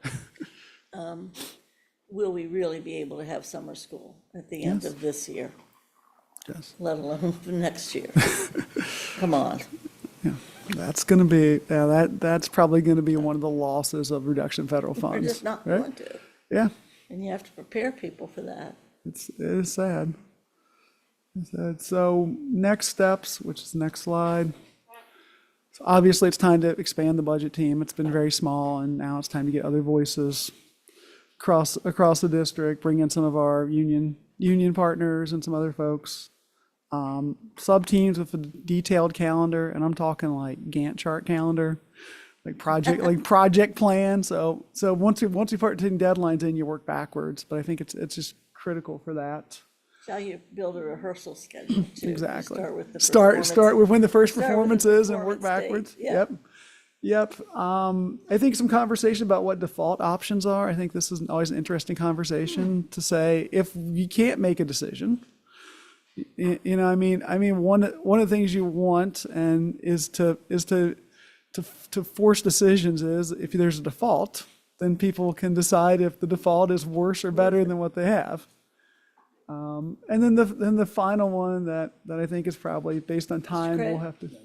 After you're done. The fourth Said one, it. is that the one you're looking at, Mr. Craig? Yes. No, I said after you're done. Okay, we need a sustainable classification model of spending. And we have had, for at least the last 4 years, we have had a different model. We've had the pyramid, we've had the tiers, we've had the ice cream cone. If you remember when Treasurer Widener did the ice cream scoop.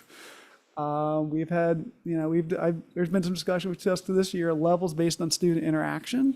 So kind of like circles, concentric circles going out from student interaction.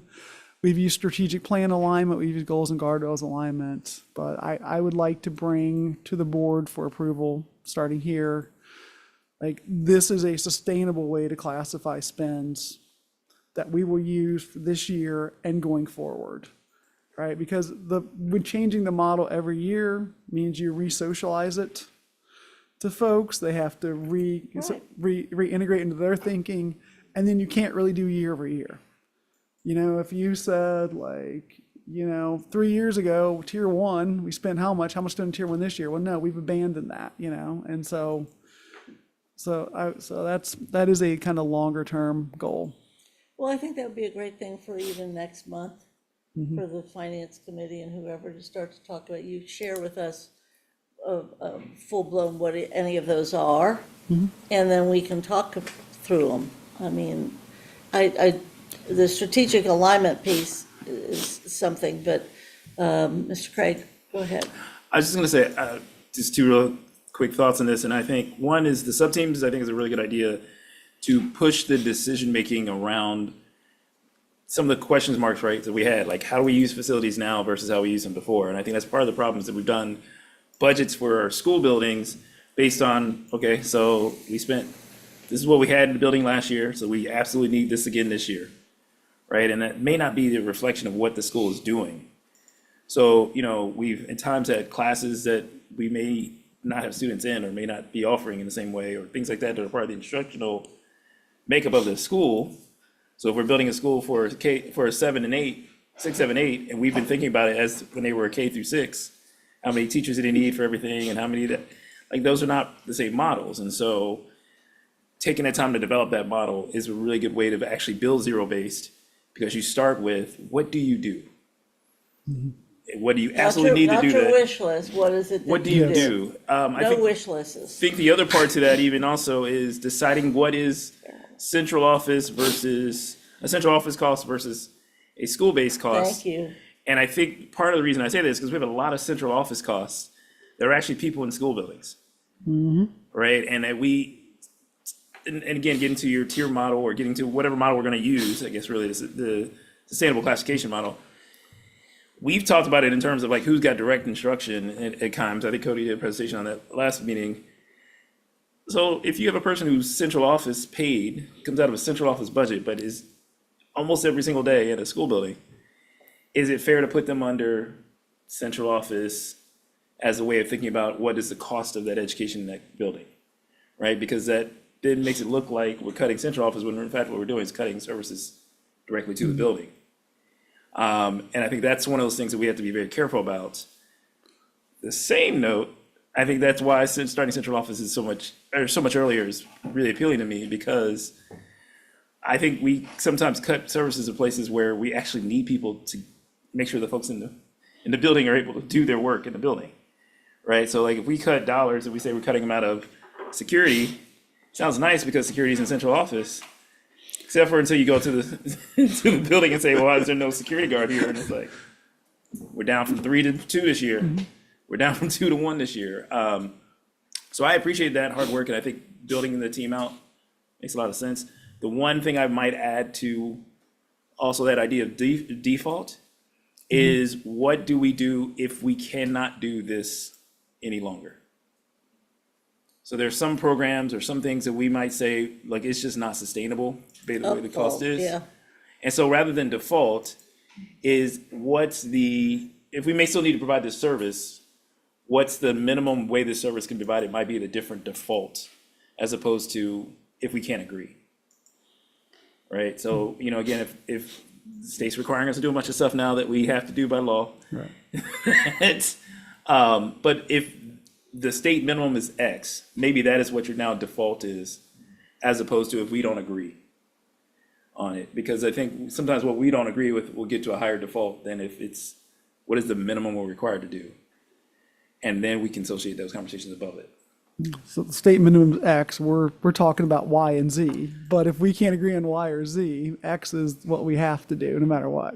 Yeah, and I think you may have a default that's above it, or you may find other ways to develop, but this is the very minimum we have to budget in. And so, again, I think about that like when we talked about assistant principals and principals. Every school has to have a principal.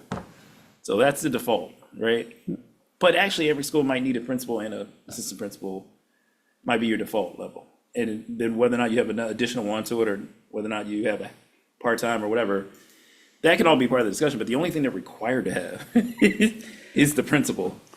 And that's the starting point, is if that really will push some folks to maybe be willing to negotiate or willing to think about those things creatively, if they know the default is really the minimum instead of some arbitrary number that's in between. And I like, just my brain, I like that part of what you just said, where you have the fixed costs, which made sense to people, but that the state minimums are obvious too. I mean, so you're gonna start with that.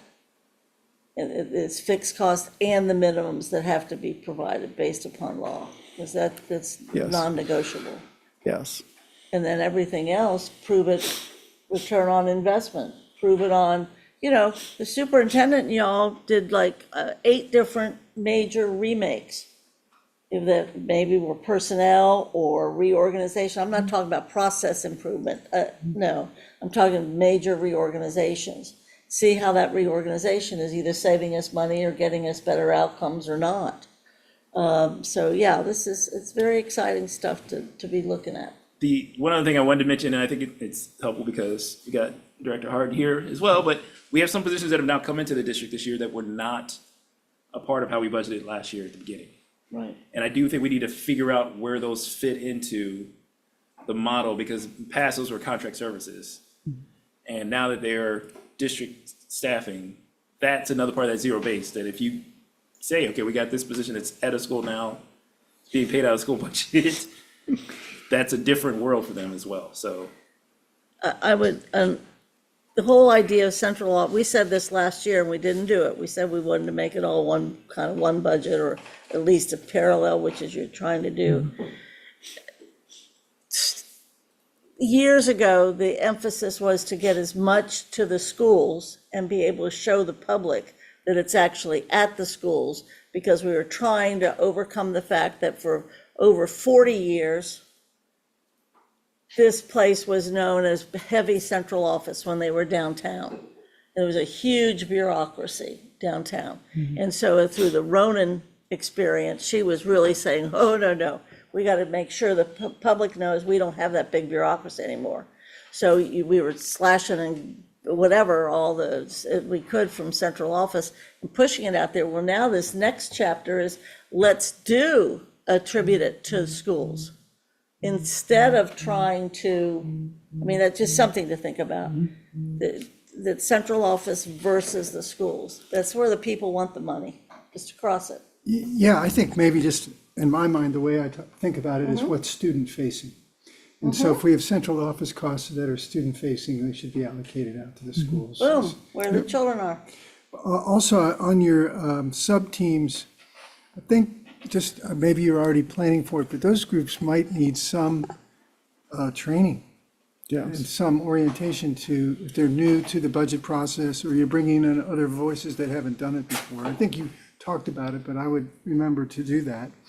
I think on these sustainable classification models, whatever model that we end up picking, it would be nice if you would recommend one that you really want to go with. But I think whatever model you pick, there might be some ability to go look at just recast prior years in that model so that there is some year-on-year comparison. You might not have to spend a lot of effort there, but some. I think the other thing that might be really helpful to our board, or would be helpful to me, is when you do these sub-teams, when you do the process of bringing in different voices, and maybe have some methodologies that you're using to determine ROI and some rationale around the decisions that the decisions that get made, whether it's a default or not. But I think I think it would help our board be able to approve a budget, to know a little bit more about the background of what your decision-making was, so that we don't necessarily have to revisit that or question that as much. And if we can anticipate that up front, might be helpful. So anyway, thank you. Good. Very good. Go on. I think that is I will make a couple tweaks and we will do this on Monday. Excellent. Excellent, okay. All right, I'm sorry, we are I know, it's all right. we did Goals. not get faster. Rob, back in slide 40. I did want to come back to my goals. Thank you for a lot of feedback from this group, and so here I have a couple copies for the board members here. So I tried to do a version 2, based on a lot of great feedback. So the big change is, and you can read the text, and please give me feedback however you want, call, email, text, whatnot, but just for the public to say it out loud. Obviously one goal would be the budget process, which we spent quite a bit of time on this morning. A second goal would be to develop a long-term revenue plan proposals. So I think it's going to be very big in the next year. And then the third one is kind of a financial performance index to help us manage internally our resources. So, and then second bullet is community outreach and engagement. So, we're working on very quickly, which I want to share soon, but we're working very quickly on the new financial town halls, Money Matters with Mike. Had the honor of presenting to district-wide LSDMC. And we'll continue doing those outreach methods.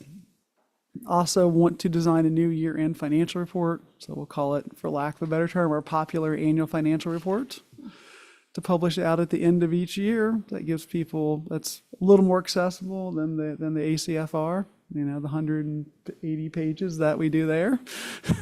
So this is critical thing, I think, Have that publication. so that everyone in the public can quickly get to our data, and kind of our story, and wrap our financial story around the data, so that we're telling the story of our finances and not letting other people do so. And then finally, onboarding a new assistant treasurer, and turning over some of the operational kind of improvements and projects to them and making sure those get done. What's the /comptroller?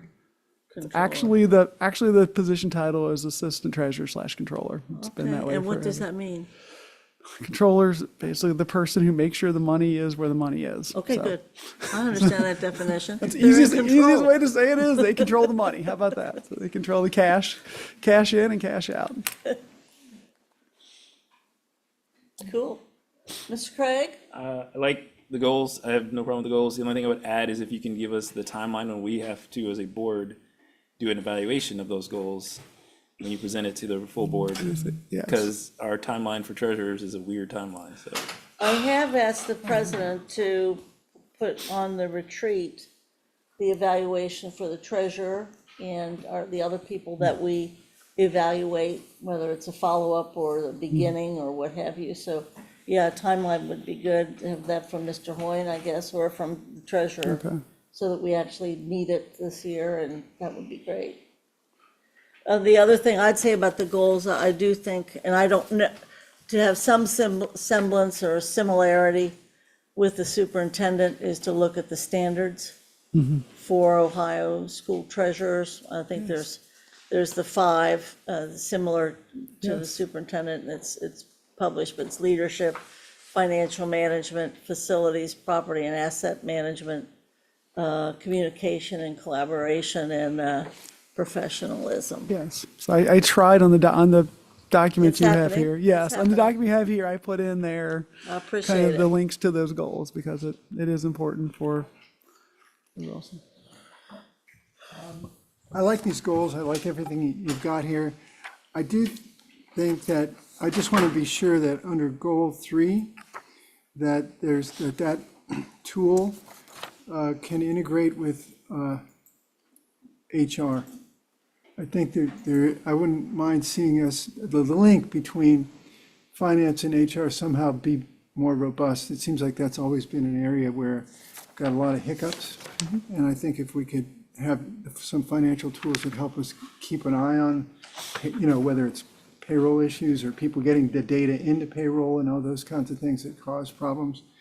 Also, I'm also hoping that this financial tool would also maybe bridge working the way that you work with the superintendent. Just leverage that for working with the non-finance part of the administration, the superintendent and HR. Just a suggestion. Thank you. But it might be helpful. Cool. All right. Enough feedback? That was excellent. Thank you. And feel free to read and reply. I know it's a pretty dense document, so. Absolutely. Love it. Okay. It's hard to imagine, but we're on new business now. 4 weeks later. I will say a lot of the old business will go away now. So, That's right. like we have put some things to bed. Yes, we have put some topics to bed. I So think Phyllis just needed to be told one thing that we know we're coming back to do next month, but we'll try to remember what that was. Okay, keep going. Do we want to do the monthly financial reports? Is that something that has to be done, or it's all been produced and we can skip to? it's been produced. Can you tell us those things that we should look at so we can get to some of the other Mr. items? Ashley, would you Since we like? already had star of the show, he had a good Right. 35 minutes. Yeah, just a quick update. We talked about. Go for it. We talked about the tax settlement that we received in September. So as of August, the settlement doesn't hit the financial reports, Okay. where last year it hit in August, in August this year, September. So a little bit of timing difference there. We also talked about why the revenue was down. The other thing in terms of expenditures, salary and benefits, we're about 4.3 million higher at this point versus last year. Okay.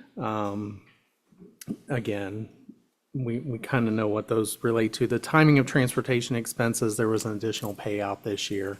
So the expenditures are up. Basically, that's the point. Revenues were down, expenditures were up, but a lot of that can be associated with timing.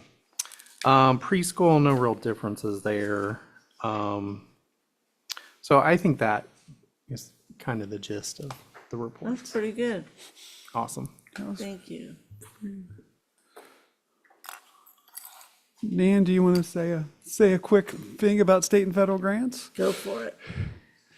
I mean, I'm more than happy to sacrifice my time for the good of the cause. Well, you gotta tell us something. Happy to yield my time to the gentleman from. Yeah, so we are, Gentle lady from, we're really, wrapping up fiscal year '25. We've got one more month that we'll be preparing FERs that are due on September 30th. So really, we'll have the big story next month. Great. Once everything's been submitted.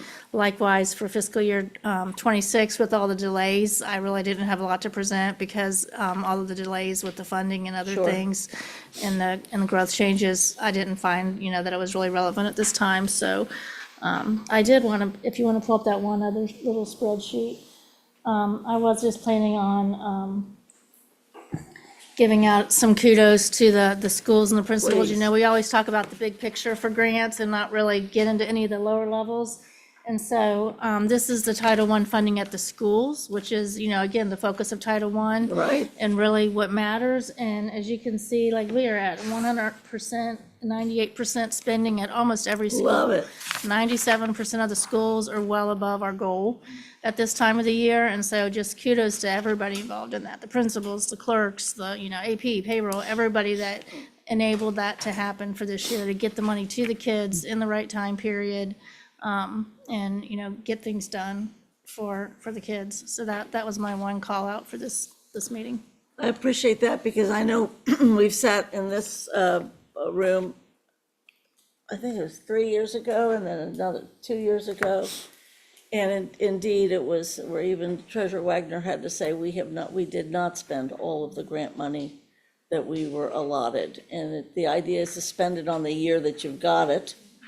And we had to actually have a couple of community people come in and kind of tell us, because they had other knowledge that we hadn't spent. So this is a big improvement, and I know I appreciate it greatly.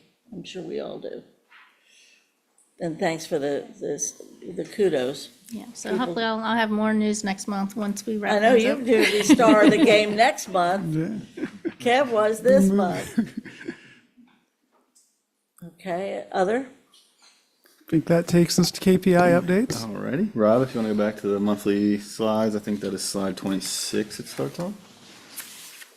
To the My section will- encyclopedia. My section will be quick as also. Alrighty, so really what I wanted to come today was just lay the groundwork for the next couple months of the beginning of the KPI review process. Last year we brought in budget managers, had them talk about their contracts and their KPIs, so just kind of wanted to lay some groundwork this year of what that's going to look like. Super.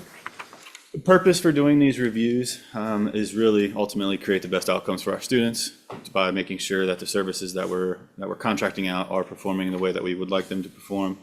Something we talked about in this meeting, and I like that we talked about it, we're cultivating that culture of accountability. So not just accountability with ourselves, but with our vendors to perform and vice Everybody. versa. So, And also our students. yes, ma'am. Yes, ma'am. Because our report card is really in part about their performance.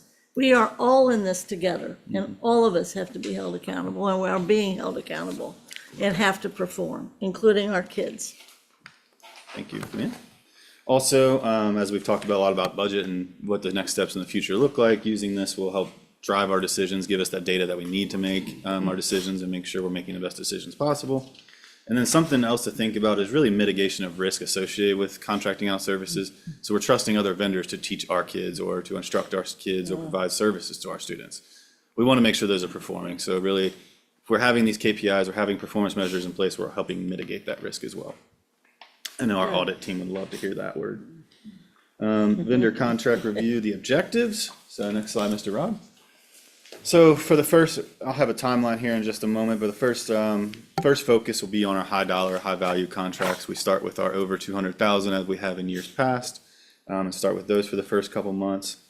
Also, during this process, this is leg work that's done on the front end. We also, during this process, want to make sure that the KPIs are, in fact, one, measurable, and two, aligned with district goals. We don't want any KPIs that aren't being able to be measured that aren't also meeting what the district's trying to do as a whole. And then really during these meetings, the final two steps here, what we want to focus on. So comparing performance data, using vendor reports, using audit reports, using any kind of performance tracking tools that you may have in place, budget managers, principals, those kind of tools to track and compare our data to make sure that we're actually doing what we're saying we're doing. And then finding out what those next steps are. Do we need to document these findings? Do we need to act on these findings? Do we need to reshape our KPI? Even taking a step further, are there stakeholders that need to be engaged in some of these contracts to talk about what KPIs need to be done? So that's really our objectives. And then, Mr. Crossett? yes, sir. I got a question. Your $200,000 mark. Do you know what percentage of the total dollars those contracts cover? Off the top of my head, I don't. It might be interesting. I'd just be curious to what kind of coverage you get with your focus. And also, you might want to look at that coverage not in terms of the dollars that you're covering, but also maybe also look at the number of contracts.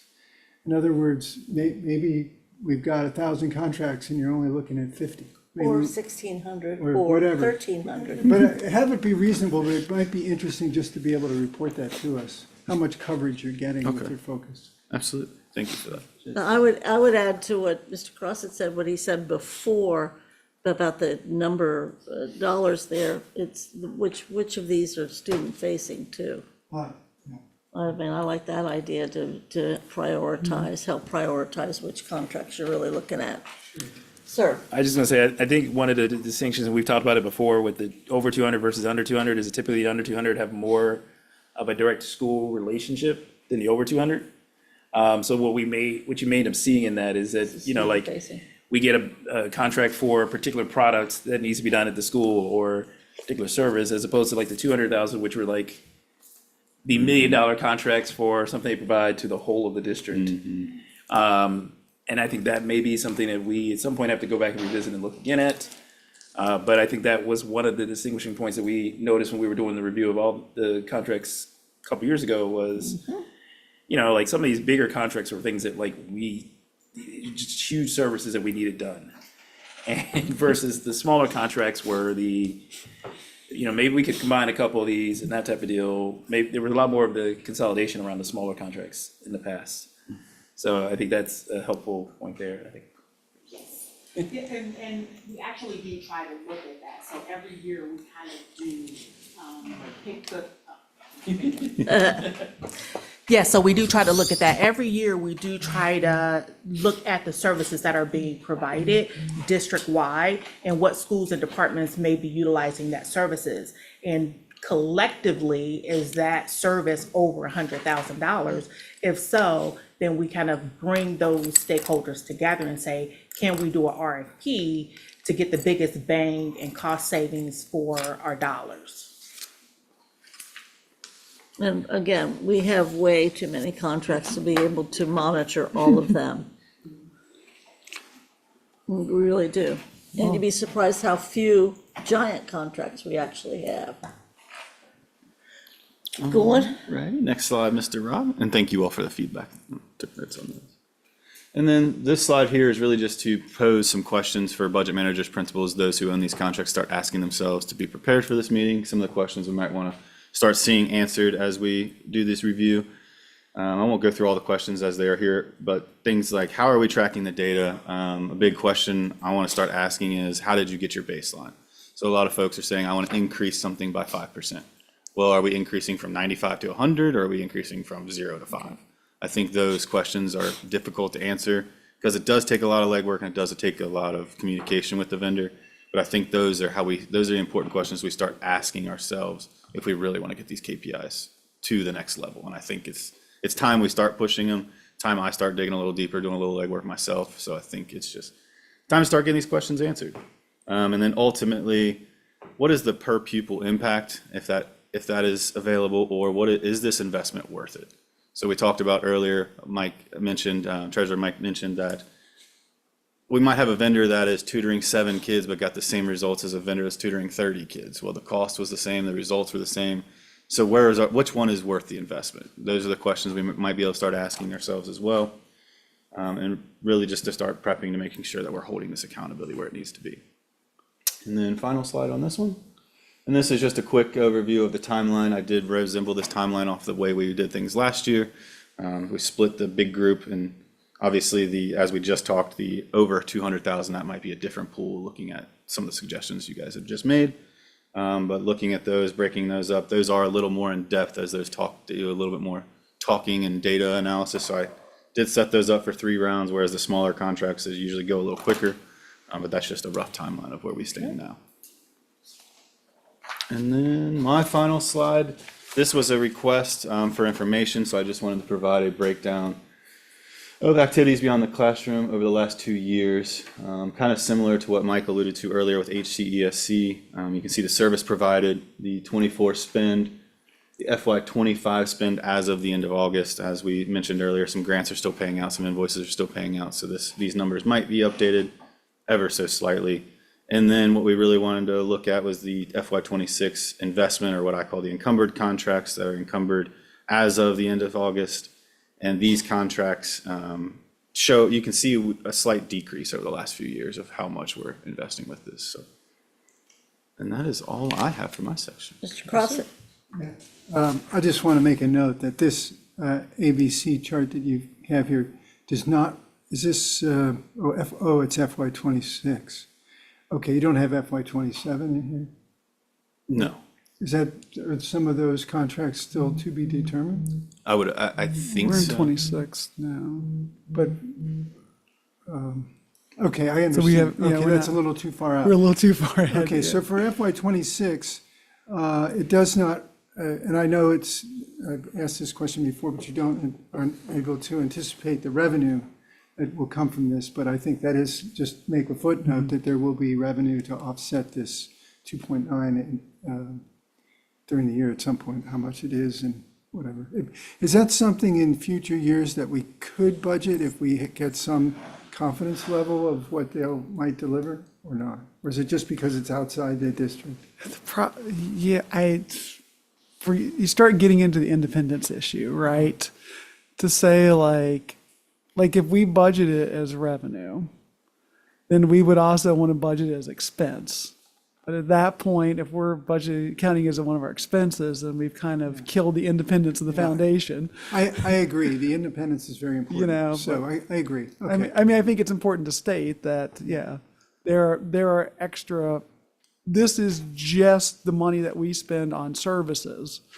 There are lots of things that ABC previously and foundation going forward brings to the table for CPS and for our students that are well beyond this spending. But this is a common question that comes up, to how much have we spent over the last couple of years? And you can see, obviously, as we brought, since Director Hardin's here, as we brought the athletic directors in-house, that contract has went down. Some of the other contracts are here and there. Resource coordination has stayed pretty steady, but but again, one of the things people talk about resource coordination is we have, how many lead agencies now? 10, 11?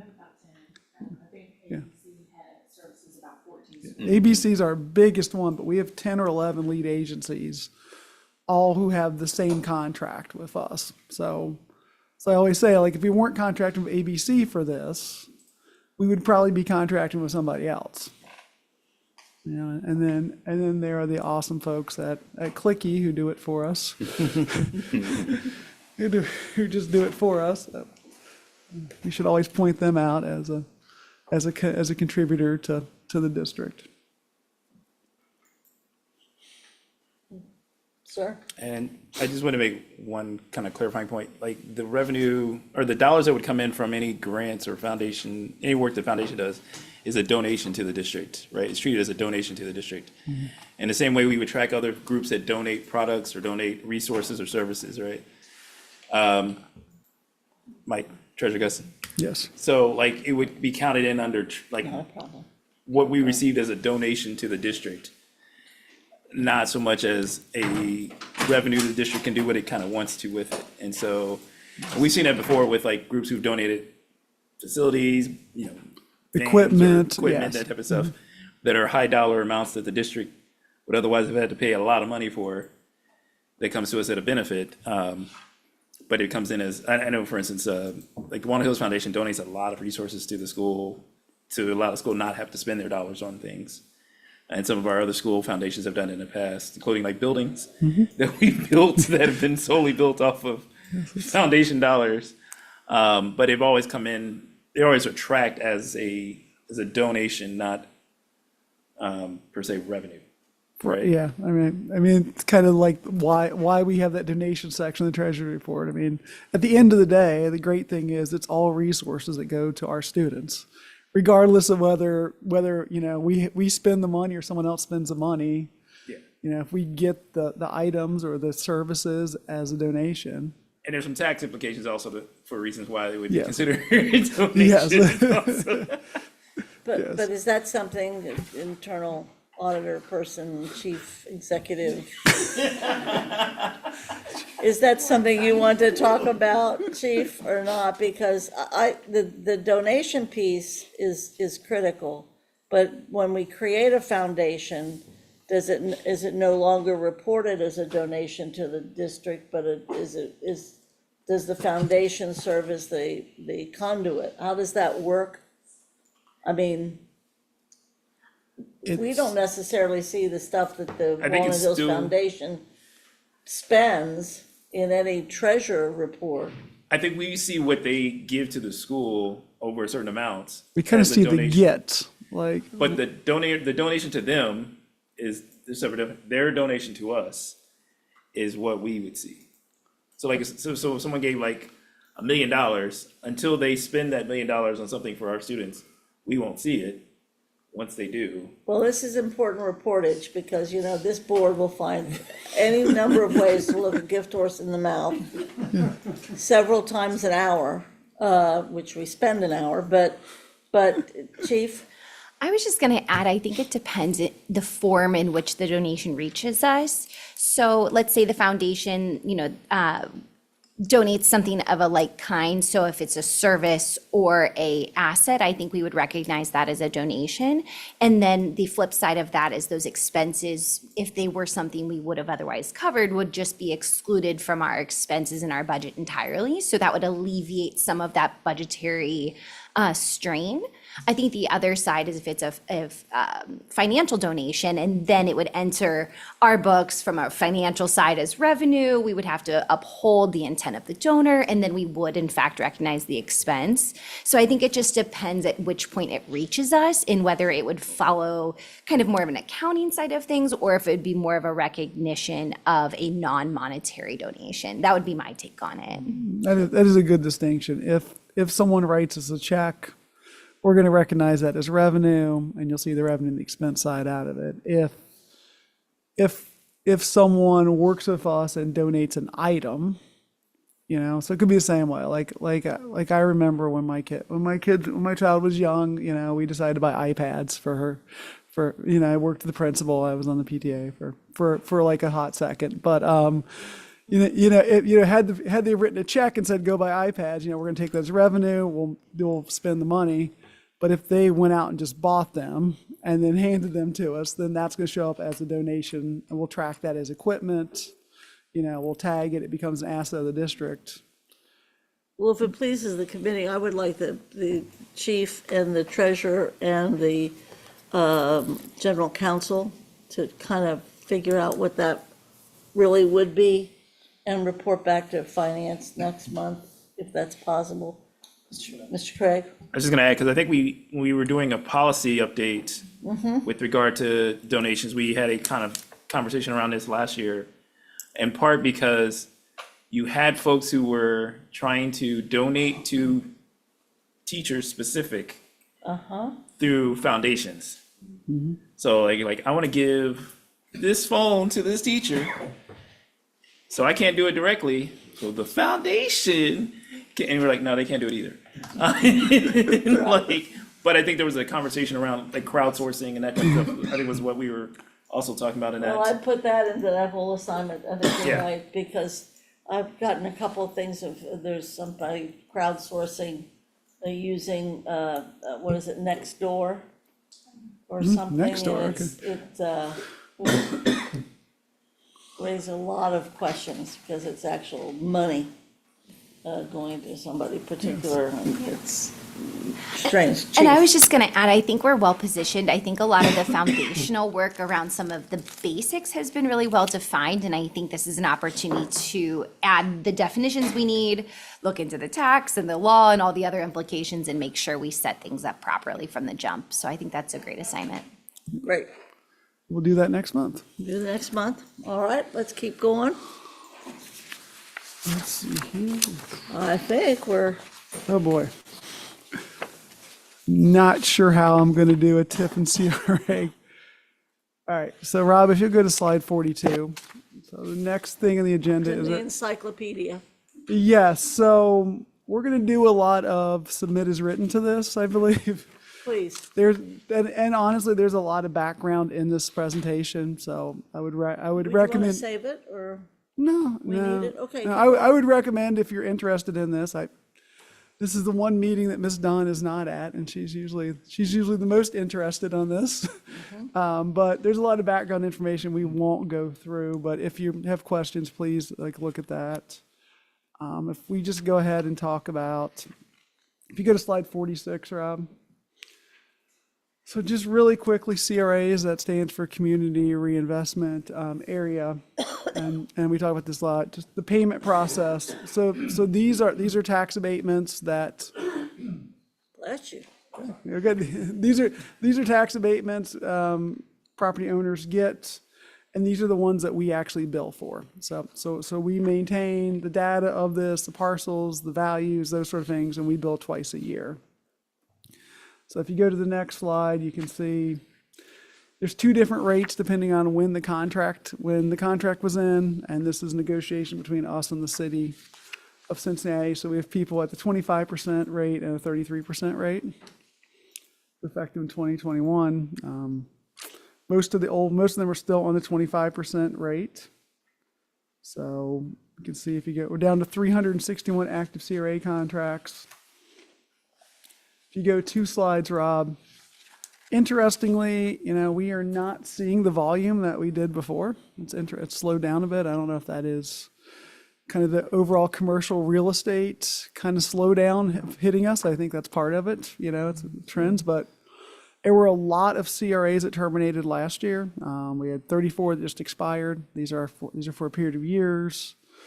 We had 5 that were terminated for non-compliance, and we had 25 that kind of just never got implemented. So that was a very high number considering, and then, we're not replacing them with the new ones that we see. If you go to the next slide, you'll see revenue. In the fiscal year, we billed 9.4 million. We collected 8.8. That's about a 93% payment rate. It's pretty good. You can see there the outstanding amounts as of the end of the year, and we're down from there. So we're down to about 446,000 total outstanding for all CRAs. And we've cut our outstanding AR almost $180,000 year over year. So we monitor this. We've gotten a little more serious about assessing late fees. Good. We added electronic payment option. I think that's helped. A lot of these payments are made sort of like your home, like a lot of people's taxes are paid through escrows, and so it's the same concept. There's kind of escrow companies that do it. So allowing them to pay electronically sometimes gets us a lot of money. So we're working well.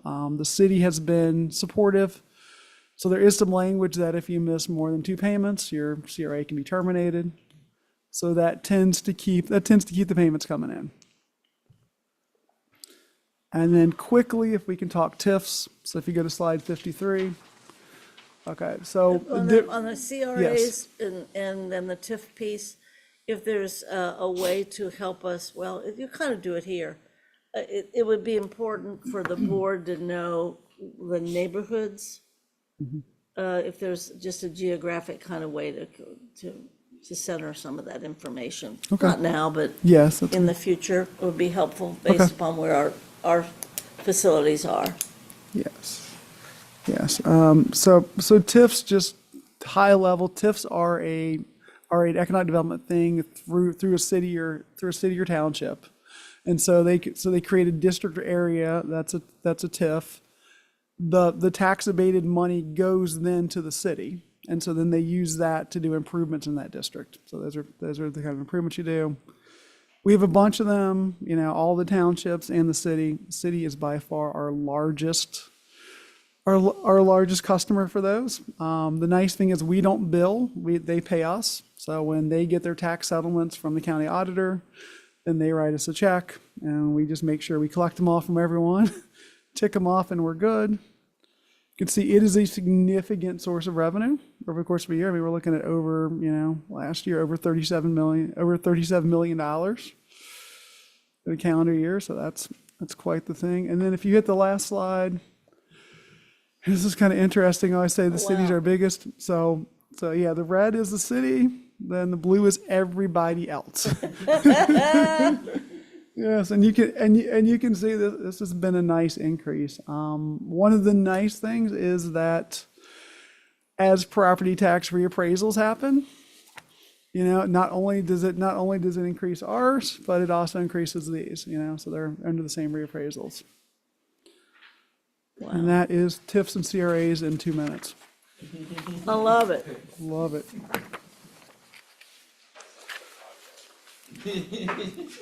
Yeah, let's, TIFs and CRAs in 2 minutes. that's not a bad idea.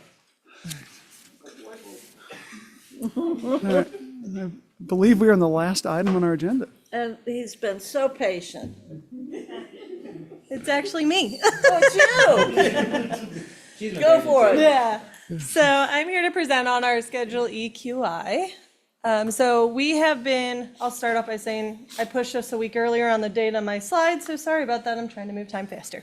But so if we go to the second slide, this is a QI team that we started 5 years ago. This is the 5th school year we've been doing this. Josh is my counterpart. Nan was a huge part of this renovation of this project as well. So we currently consist of a team of the treasurer's office, athletic department, as well as HR. So those three groups meet on a bi-weekly basis to kind of just keep up with what we are doing. The next slide will show our key driver diagram, which is things we've worked on, things that we've incorporated and kept into our processes, and things that we potentially would like to still do and still work on to make improvements through this process. What this real project is about is the goal was to make our payments for Schedule E process on time instead of on a supplemental payment. So that was the whole goal of moving this process. We changed the way we processed it via moving contracts into the Business Plus system, changing the way we set up their pay assignments to auto pay versus wait for different things. So through this process, the whole goal was to pay people on time and to not do as many supplemental runs. Good. So the next slide, I have 3 different run charts to show you. I broke it into 3 different ways. This one is all of them. So when I say all, I mean seasonal, which would be like coaches, sports, and then the full year, which is like the club activities and things like that would be the full year. So when I'm doing the all, which is what we're looking at now, that is both of those groups combined. And so you can see the F stands for fall payment, the W is for winter payment, and then S is for spring. So we pay this out 3 times a year. And then the different line bar colors are the 4 different years we've had so far. As you can see, fall is always our lowest number. The reason for that is going to have to do with the full year contracts. So when schools get back in session, the team doesn't meet until sometime in September. They may not decide on clubs until December. So because of that, they're always going to miss that November payment, so that fall payment. So it's going to hold that number down for us in that regards. But if we go to the next slide, this is the season contract to kind of look at them individually. You can see here that our fall number actually increased for season. So that means we were paying our sports coaches on time better than we have in the past. And as you can see, winter and spring also increased. So we have been increasing every year and getting better and better at this process, making little tweaks here and there to make sure that everyone is getting the money they deserve and are paid in an appropriate time. Yeah, and I would just say that this committee really came together with former Treasurer Wagner. Came to us and said, we're getting too many calls on coaches and people not being paid on time. Sat down one meeting, brought us all together. She said, figure it out, and that was the only meeting she attended. And I think that, you know, these That's called numbers. executive. Absolutely, absolutely, and I think, you know, Remember these that. numbers would show that, you know, it's highly effective. We, on the athletic side, have received a lot less calls, if really any. You know, our secretary would, after every pay period, receive and field numerous calls that we had to navigate through, and that has gone down exponentially. Great. The last slide here is the full year contracts, which will really show you that fall last year. That just means clubs were decided later than normal, so it's gonna hold that down. But if you look at winter and spring, they were above. So we got it figured out between that fall and winter. For the rest of the year, which just sets us up for success for the rest of the installments that we process. But I did just want to note that there's just been some continual changes that we are improving on as much as we can, in the hopes of continuing with a new change that just happened in the HR side, that we will continue to improve this process exponentially. And then as well, with the athletic directors coming on board to CPS, they now have access into some new reports that they can monitor their stuff on a regular basis and hopefully help us increase these numbers as time goes on. Questions, Mr. Craig? So one question and like one comment also. I think this is tremendous because I remember first year on the board, this was like a big issue at a board meeting even, where we had folks who on Schedule E were coming in and, you know, and arguing Right. different parts to it and different debates on it. I do think the payment is the success part. I think where we still are struggling is how do we figure out a better way to allocate or even decide what is Schedule E versus what is just something we ask people to do, right? And I think that's the struggle with Schedule E, is that we have so many things that we're including in as Schedule E payments because in some schools, nobody does it.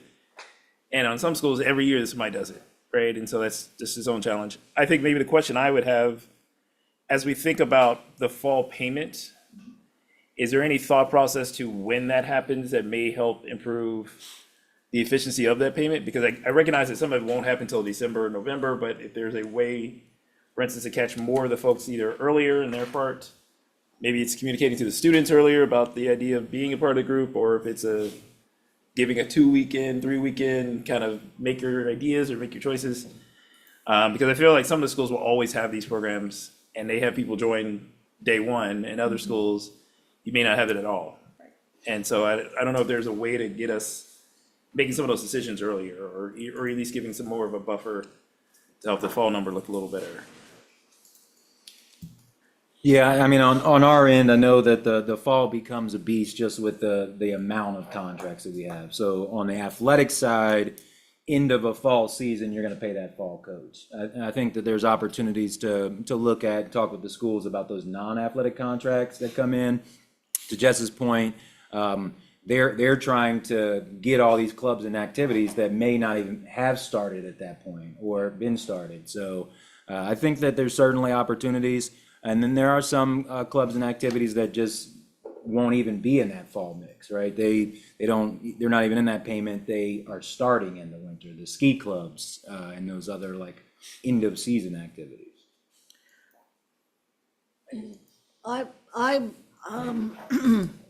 If you go to a suburban school and you want to be in chess club, a chess club is up and running the first week of school.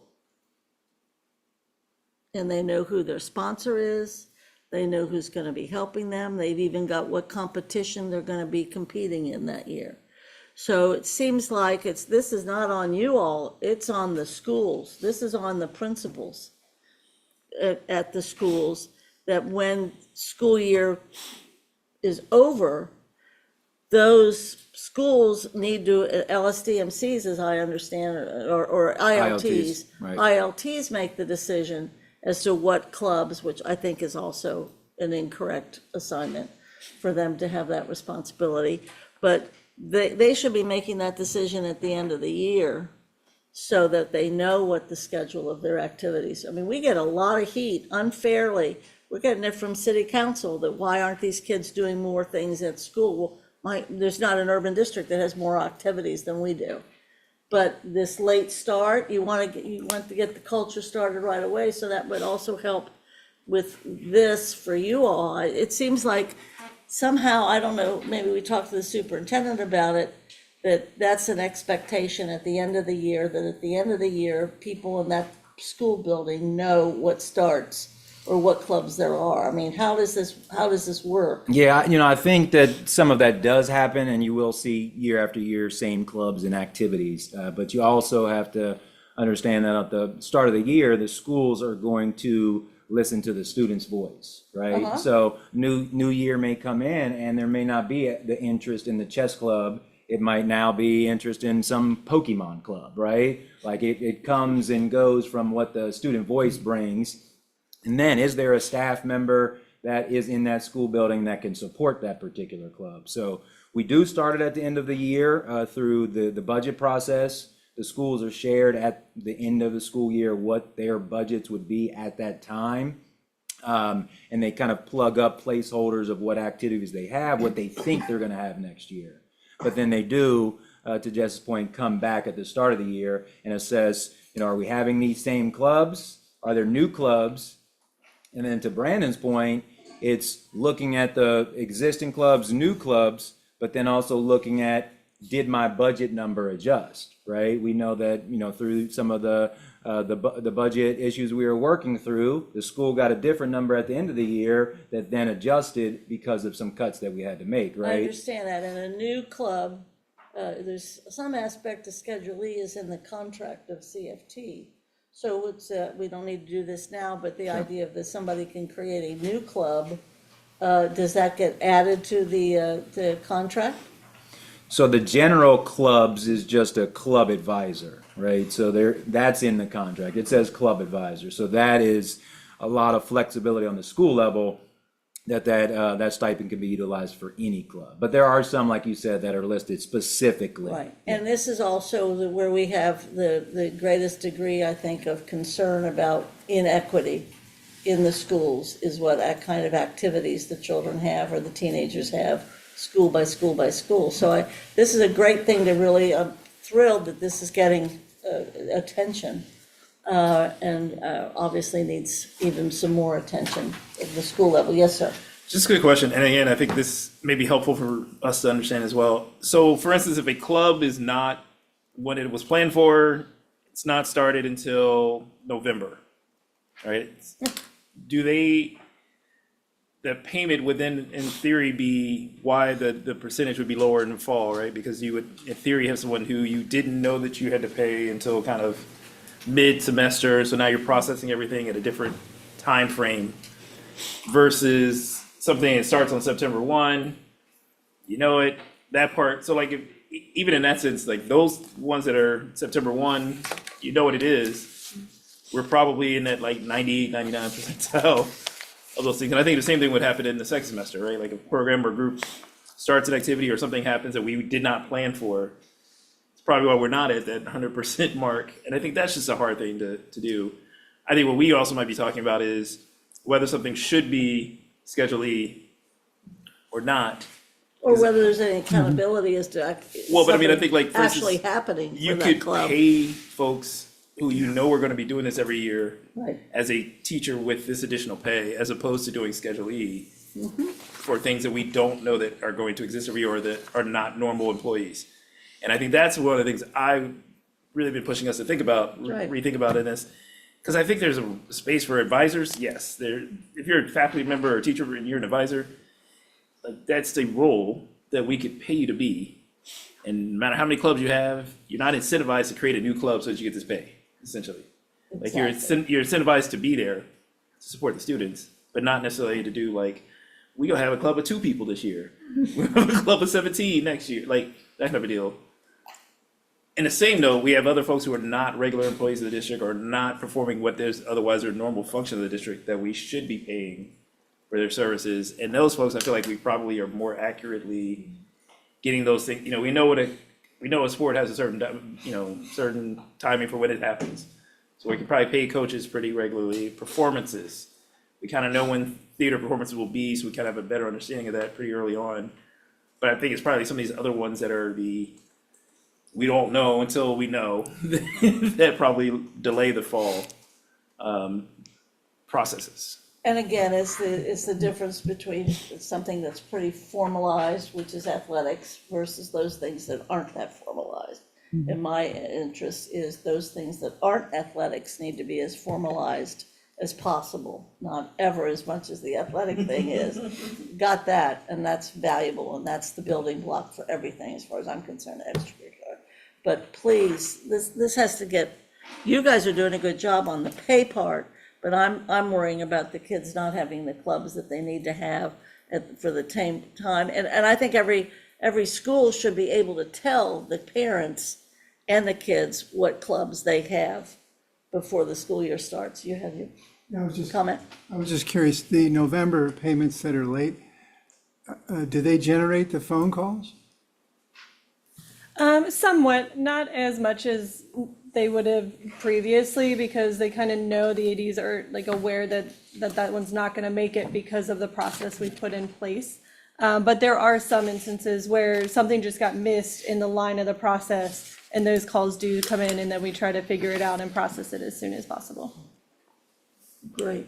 And if I'm hearing correctly, we're really looking at, from your comments, focusing on the equity and accountability of the non-athletic activities. run through Particularly, schedule. yeah, because we've got such stellar people running the athletic Oh, program. man. Oh, man. All right. But we may need an activities director for full equity, but there we go. Heard. Yeah. All right. Other comments, other items that are still on the agenda or somewhere in outer space? Sir, tell us what's going to happen. We are done with the agenda, but if I can take a minute Yes, please. to recognize one of our employees who Oh, this is. no, I wanted to do that. Okay, you do it? Okay, fine, go for it. We're recognizing Isaac Yes. because, as some of us know, Isaac has decided to leave us. So, yes, unfortunately for us, but probably this is exciting for you. What are you going to be doing, young man? Yeah, put on the record. That's right, public record, and we're coming to visit. Documenting it. Where are you gonna be? Not much is actually changing. I'm gonna be continuing to perform audit work for government, so assurance and audit work for government and Is it nonprofit. for our government or some other government? Other governments, but I'll be downtown, so I'll be in Cincinnati. Yeah. So do they have more money? Is that why you're leaving us? I am not sure yet. No, but I am really grateful for, all of my time. Well, we here. are grateful for you. Yes, thank you. And you have served us well, and you've served the kids, and certainly your team well, and been a great asset. Yes, thank you. I appreciate it. Way to represent CPS, so go tell the rest of these other people what to do. Yes, will do. Thank you. Congratulations. Appreciate it. Anybody else? All right. I'll entertain a motion. Motion to adjourn. Second. Unanimous. Thank you all. Have a great weekend.